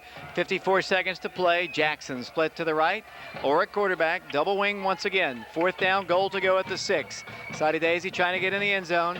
Handoff goes 34, denied the goal line. Big hit by the Wildcats, and Oak Ridge will take over on downs. Ravel Coffee and Company make the stop at the line, and that'll keep the Trojans out of the end zone. Good defense, Oak Ridge. I'll tell you what, David, Ravel Coffee really stepped up and put the pass to him. I think Eli Manning came in there and actually made the stop, but not before Ravel stood him straight up. Just a super job, and that's determination right there, David. Just a lot of pride in this team, and I love it because the last time we came up here, we didn't see that going down the stretch for the Wildcats, but tonight they came in here and really played tough, and that's why they're region champions. Wildcats don't have any field position at all. They're at about the 2-inch line, so Wildcats are in some serious danger here, but there's only 35 seconds to play. Let's see if they just hand it off fullback, trying to get a little running room. Wildcats come up. 31.9 seconds to play, and a timeout is asked for by the Oak Ridge High School Wildcats. Stay tuned with us. Here in a bit, we'll be going down to the field to Scott Monger for player interviews. We'll also have Bruce Lucier up here in the press box, and Ben will have his stats and summary of the ball game. The Wildcats on top 34-13, 31.9 seconds to play. Once again, a quick reminder, tomorrow at 1 o'clock, the freshman championship game. Oak Ridge and Ulawal from Athens will have the game on the radio. Yeah, but I also want to say that these linemen for the Oak Ridge, Tyler Carr, Jonathan Mazes, who's hurting out right now, filling in for him, David Wall doing a super job, Brian Harris, he has a great game tonight, Max Volk and A.J. T.J. Harris, these guys, they're what makes this team go. And they've been, you know, overweight, oversized tonight, but they've came out on the top. Just a great job of these linemen to help these running backs and Oak Ridge score as well as they have. And boy, what a beautiful run Corey Booker made. That wasn't one for the record books. I've never seen it. Just a thing of beauty, David. And Kevin McKeithen was telling me he was pointing fingers like he was going to do it before they even kicked it off. And boy, did he ever make some super moves, and particularly that last one against the kicker to get in there from either 97 or 98 yards out. New quarterback in there, and the Wildcats are offsides. I think Ravel is now in at quarterback. The Wildcats have used Cody Kofer in the ball game already. 31.9 seconds to play. False start. The Wildcats can't be penalized much. They're only on about the 2-inch line. Now they're backed up to the 1-inch line. 31.9 seconds to play. Wildcats with the nose of the ball almost looks like it's at the goal line. So Wildcats could ill afford to get a safety, but there's only 31.9 seconds to play. You know, this has got to be one of the most emotionally charged games we've been to all year long, David. I mean, there's been a lot of tenseness, if you will, in the crowd. You know, the giving the officials down the road, and Oak Ridge, it's, you know, has weathered it all and came out just region champs. Ravel Coffey sneaks the ball forward for a gain of 2 or 3 yards, and Soddy-Daisy content to let the time tick down. They're in the playoffs. Looks like they're heading to Kingsport. The Wildcats heading home to take on Sevier County. We're down to 10 seconds. The Wildcats going to win their 9th game of the year. Two teams heading out to the middle part of the field. Final score, the Wildcats win it 34-13. That's your final score. So the Wildcats remain undefeated and close out the regular season undefeated in the region, 9-1 overall. Soddy-Daisy headed on the road. The Wildcats headed home. Big win for the Wildcats. Oh, definitely. Anytime you can get that, you know, go through the season 9-1, David, that is just a super season. The coaches have done a great job with this team. I'm just very proud of all of them. The players have played their hearts out all year long. To travel all the way down here to Soddy-Daisy, it's about a 2-hour trip down here. They didn't show me any tiredness like they had up at Kingsport. They came out to show Soddy-Daisy why they're regional champions, and I'm just so proud of them. They did a great job. Turn the mic over to Ben real quick. Well, of course, as usual, Ben, you know we might have to interrupt you as to go down to the field to Scott Monger, but you've got the summary of the ball game. To start the third quarter, Oak Ridge receives and starts on their own 22-yard line. With 11 minutes, 4 seconds left to go after a couple plays by Oak Ridge, a pass is intercepted by Soddy-Daisy and return the ball to the Oak Ridge 4-yard line. A 4-yard touchdown run by Winton puts Soddy-Daisy on the board early in the third quarter. The extra point is good, making it Oak Ridge 17, Soddy-Daisy 7. Have a ball game now, folks. And with 10 minutes, 38 seconds left to go, Corey Booker has a 97-yard kickoff return for a touchdown to silence the Soddy crowd. And the extra point is good, putting Oak Ridge ahead 24-7. Soddy-Daisy starts on their own 20-yard line, but with 8 minutes, 25 seconds left to go in the third quarter, an interception by Adam Black stops their drive. Oak Ridge starts on their own 41-yard line, and a 12-yard first down run by Kofer to the Soddy-Daisy 38-yard line moves the ball for Oak Ridge. Oak Ridge goes for it on fourth down with 5 minutes, 39 seconds left to go in the third quarter and do not convert. Soddy starts on their own 32-yard line. They go for it on fourth down and do convert with 3 minutes, 29 seconds left to go in the third quarter. Soddy-Daisy goes for it once again on fourth down, and this time they do not convert with 16.6 seconds left to go in the third quarter. Oak Ridge starts on their own 45-yard line with 9.2 seconds left to go in the third quarter, and that's where they finish. And the score after the 3 quarters of play is Oak Ridge 24, Soddy-Daisy 7. Oak Ridge with 12 minutes left to go in the fourth quarter at the start of the fourth quarter has the ball on their own 43-yard line. A 39-yard pass to Daley Thompson moves the ball to the Soddy-Daisy 15-yard line. And with 10 minutes, 46 seconds left to go in the fourth quarter, a 15-yard touchdown run by Booker culminates the drive for Oak Ridge, and the extra point is good, making it Oak Ridge 31, Soddy-Daisy 7. Soddy-Daisy starts on their own 20-yard line with 10 minutes, 45 seconds left to go in the fourth quarter. And a 14-yard pass to Jackson moves the ball to their own 34-yard line for a first down. And then Winton has a 40-yard touchdown run to put Soddy-Daisy on the board once again, but the extra point is no good, making it Oak Ridge 31, Soddy-Daisy 13. With 8 minutes, 27 seconds left to go in the third quarter, Oak Ridge starts on their own 47-yard line. An offsides and unsportsmanlike conduct on Soddy-Daisy moves the ball to the Soddy-Daisy 31-yard line. Then Oak Ridge, with 6 minutes, 20 seconds left to go in the fourth quarter, has a 45-yard field goal attempt, which is good, making it Oak Ridge 34, Soddy-Daisy 13. Soddy starts on their own 20-yard line and moved the ball very well in this last drive. They have a 13-yard first down pass to Winton that moves the ball, and a 27-yard first down pass to Winton once again that puts the ball on the Oak Ridge 8-yard line. With 48.1 seconds to go, they go for it on 4th and goal and do not convert. They're stopped at their own 1-yard line. Oak Ridge starts on their own 1-yard line with 48.1 seconds left to go, and they hold the ball for the remainder of 48 seconds and finish with the final score: Oak Ridge 34, Soddy-Daisy 13. Oak Ridge has 11 first downs for a total offense of 279 yards. Spencer Goldmeyer has 7 carries for 33 yards. Cody Kofer has 5 carries for 19 yards. Scott McMahon has 4 carries for 7 yards. Ravel Coffey has 1 carry for 1 yard. Corey Booker has 16 carries for 101 yards. Jake Vane has 3 carries for 8 yards. And Leonard Blair has 1 carry for 8 yards. We'll send down the field with Scott for post-game interviews. Down to you, Scott. All right, thanks, guys. First of all, got Tyler Carr down here. Tyler, integral part of this offense. You look at the scoreboard, of course, they don't take long to race it, do they? 31-13 winners, undefeated regional champs. Yeah, that's just a great feeling. We set out a goal at the beginning of the year to come out, go undefeated in the region, take that region title, and come back to Oak Ridge next week with the first 2 rounds of the playoffs. You know, I thought the offense played extremely well. Defense, I thought, just played great as well. But you guys, you set the tone early. I think you had a turnover early in the ballgame. After that, the offense really seemed to gel. We just set out a goal. We said we're going to score points on these guys. We've been told all week long they're the biggest and the baddest we're going to face right now. Prepare us for later on down the road. We set a goal. We came out here and accomplished it. You know, as far as I've seen, very, very physical ball game. You know, those guys are probably out to a man, outweigh you guys, but you guys held your own, and I thought just the offensive line just did outstanding. It was gut check time for us. All the lines stepped up. We had to go out there, and we were outmatched, outsized, but when we do what we got to do and come together, we can beat anybody. It was an outstanding effort, all 3 teams, the offensive, defense, and special teams. And, you know, season number 1's over.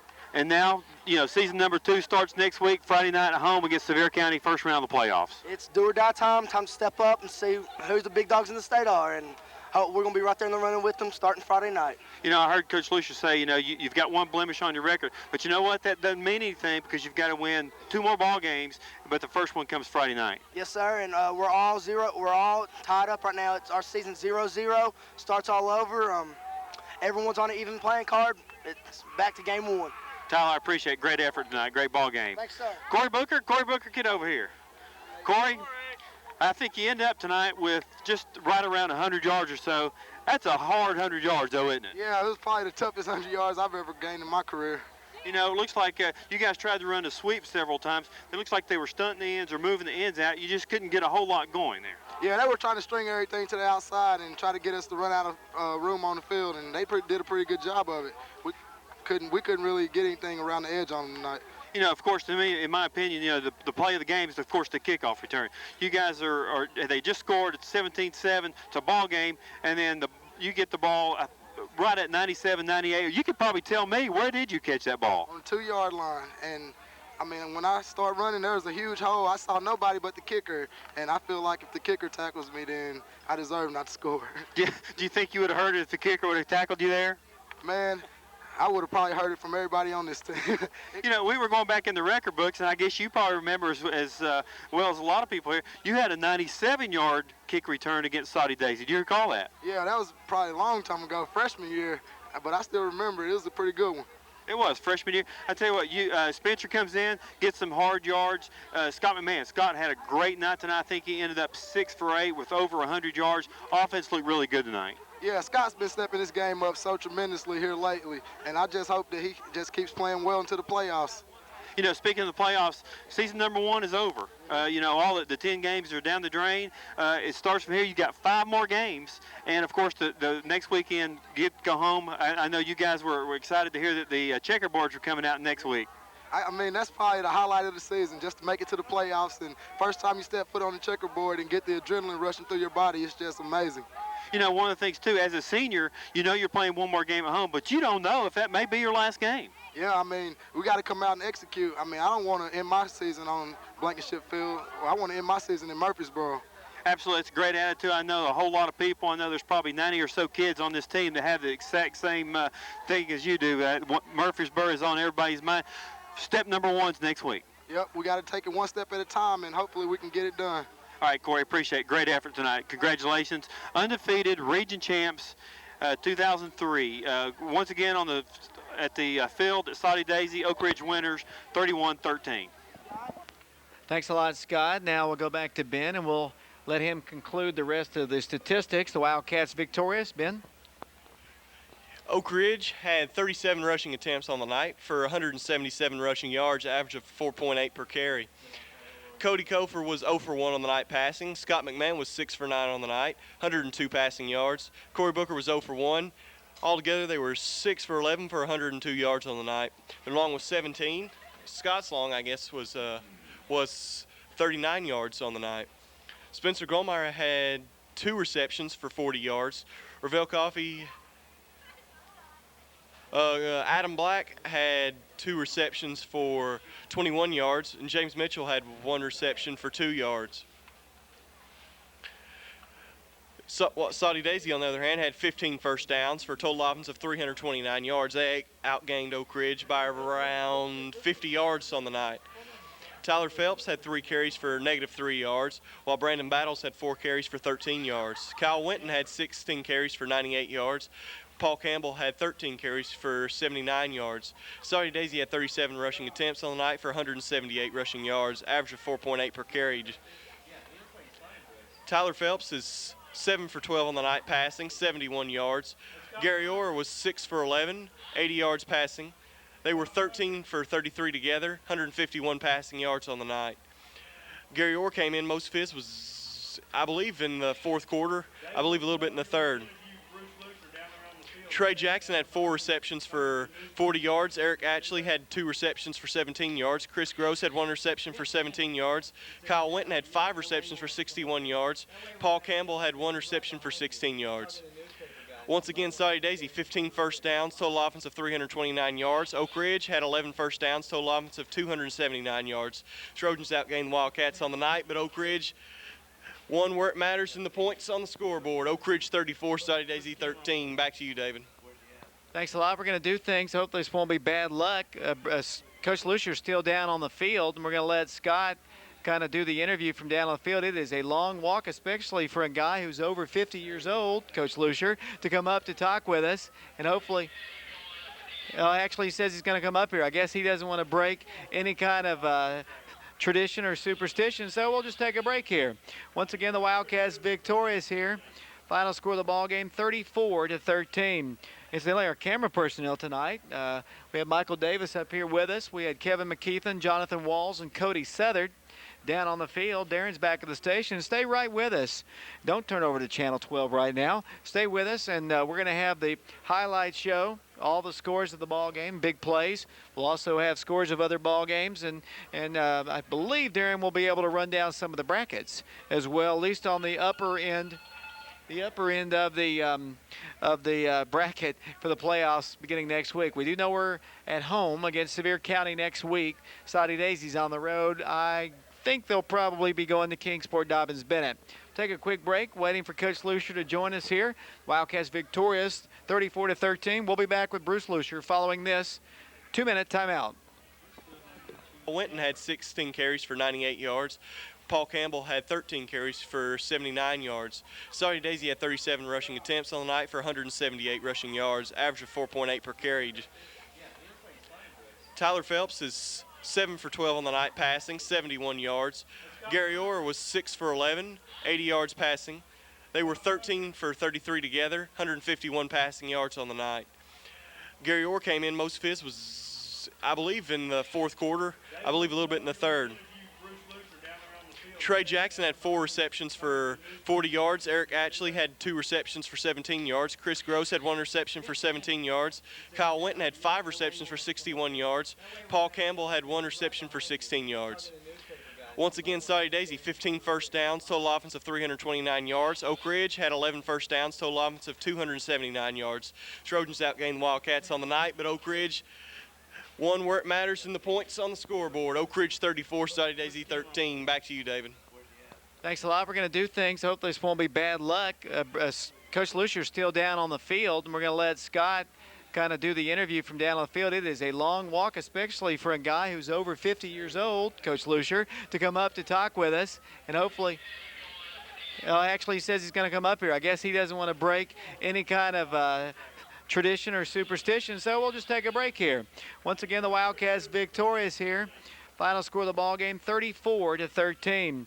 Incidentally, our camera personnel tonight, we have Michael Davis up here with us. We had Kevin McKeithen, Jonathan Walls, and Cody Southard down on the field. Darren's back at the station. Stay right with us. Don't turn over to Channel 12 right now. Stay with us, and we're going to have the highlight show, all the scores of the ball game, big plays. We'll also have scores of other ball games, and I believe Darren will be able to run down some of the brackets as well, at least on the upper end. The upper end of the bracket for the playoffs beginning next week. We do know we're at home against Sevier County next week. Soddy-Daisy's on the road. I think they'll probably be going to Kingsport Dobbins-Bennett. Take a quick break, waiting for Coach Lucia to join us here. Wildcats victorious, 34-13. We'll be back with Bruce Lucia following this 2-minute timeout.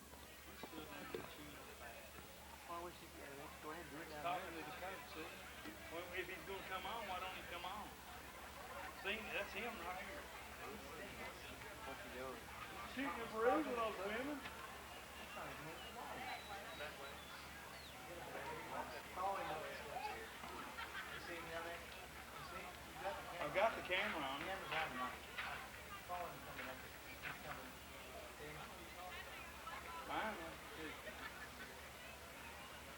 He's jogging even, Dave. He's got a bad case of diarrhea of the mouth, I think. I thought you said that. He knows I probably said words. He'll be out of breath when he gets up here. Yeah, he stopped running. I said, you know, you're cutting his head off. I'm working on it. He can find these big-breasted women, but he can't even keep up with those. He's gonna need something to drink. He didn't want to do it? Okay. Now bring it back to the angle. Bring it back to the center. Bring it back to the center. Go get our players and stuff. I said, Dave wanted to know if you wanted me to interview down here and save you a trip. He said, no, I'll be up here in a second. Just got to wipe my nose. We're about out of here. Well,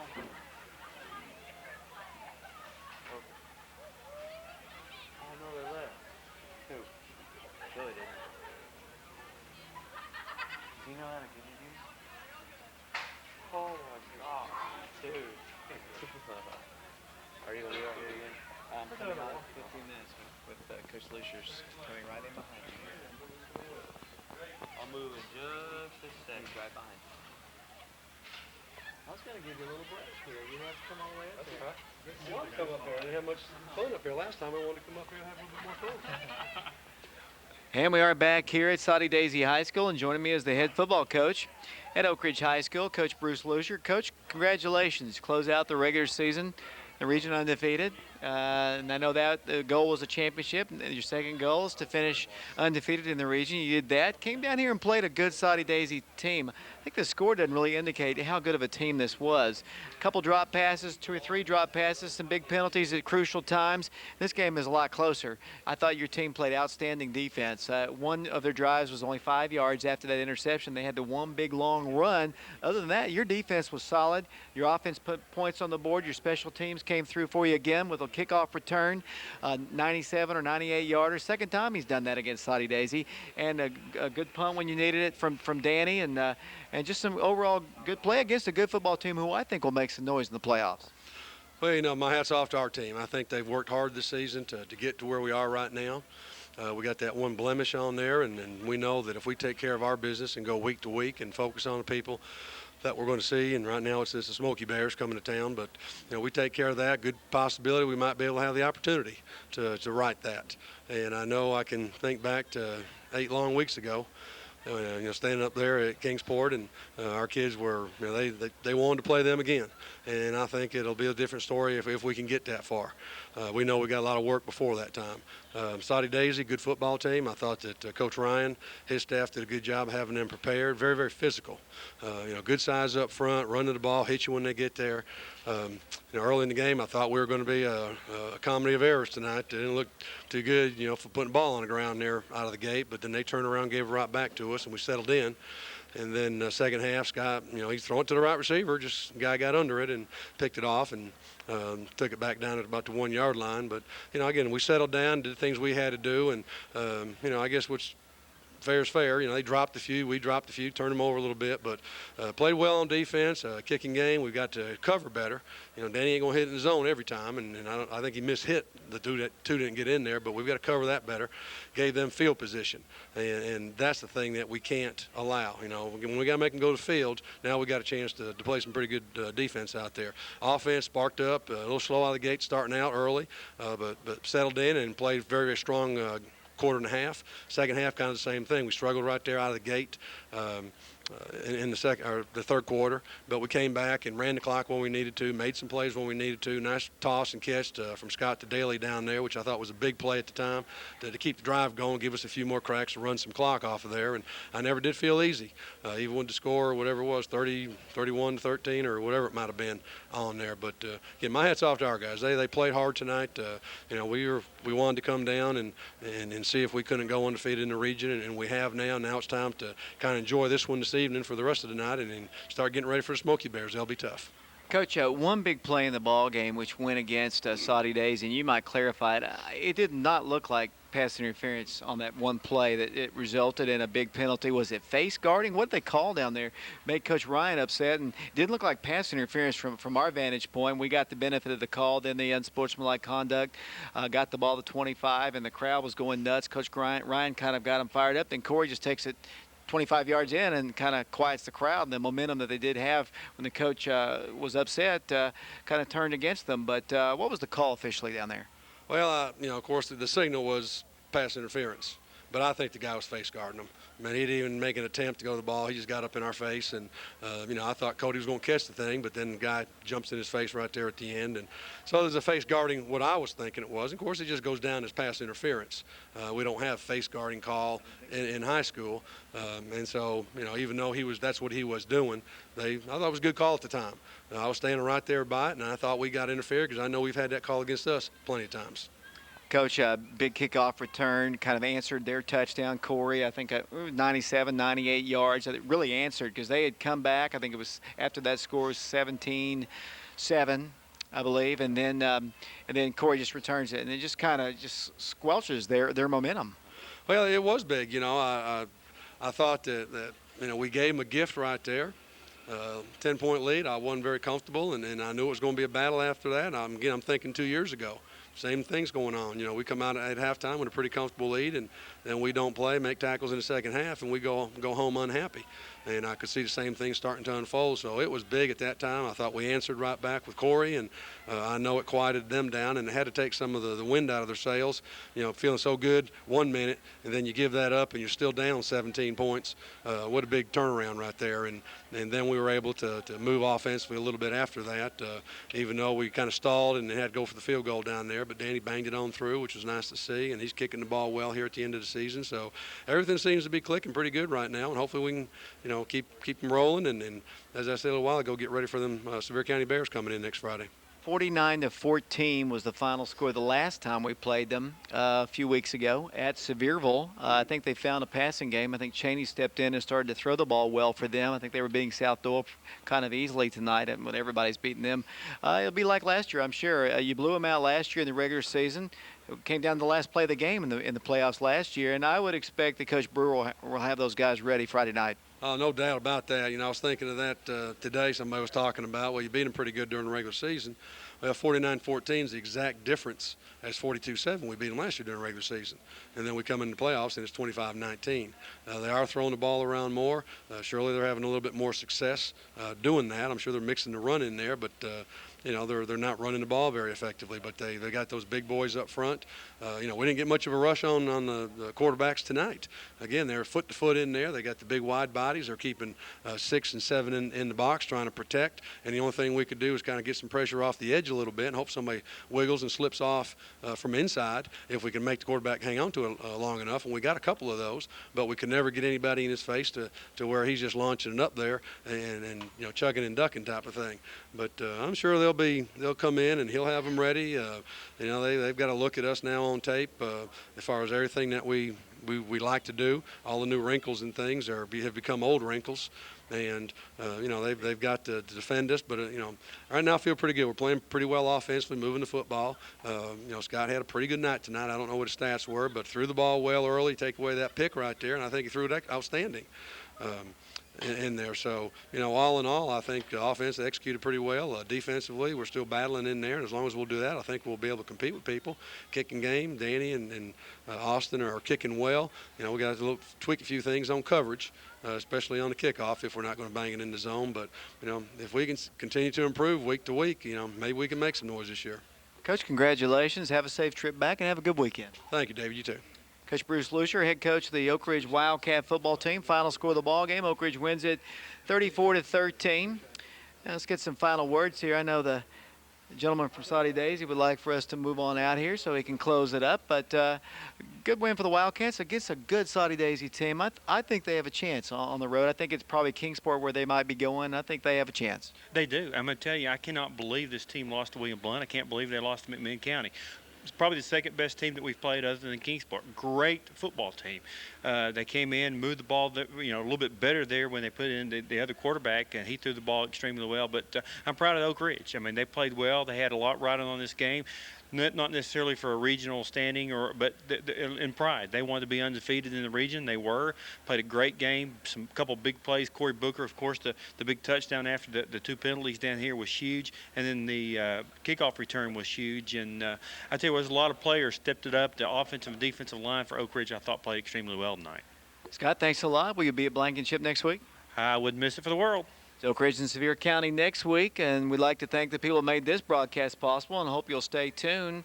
Back at the studios, Darren will have a highlight show, a scoreboard show, and he'll run down some of the brackets. I'd like to thank our camera personnel tonight, Michael Davis, who's been up here with us, Kevin McKeithen, along with Cody Southard and Jonathan Walls down on the field. We appreciate them. Darren back at the station, Ben Peters, our statistician, Mike Sheehan, Brad Newman.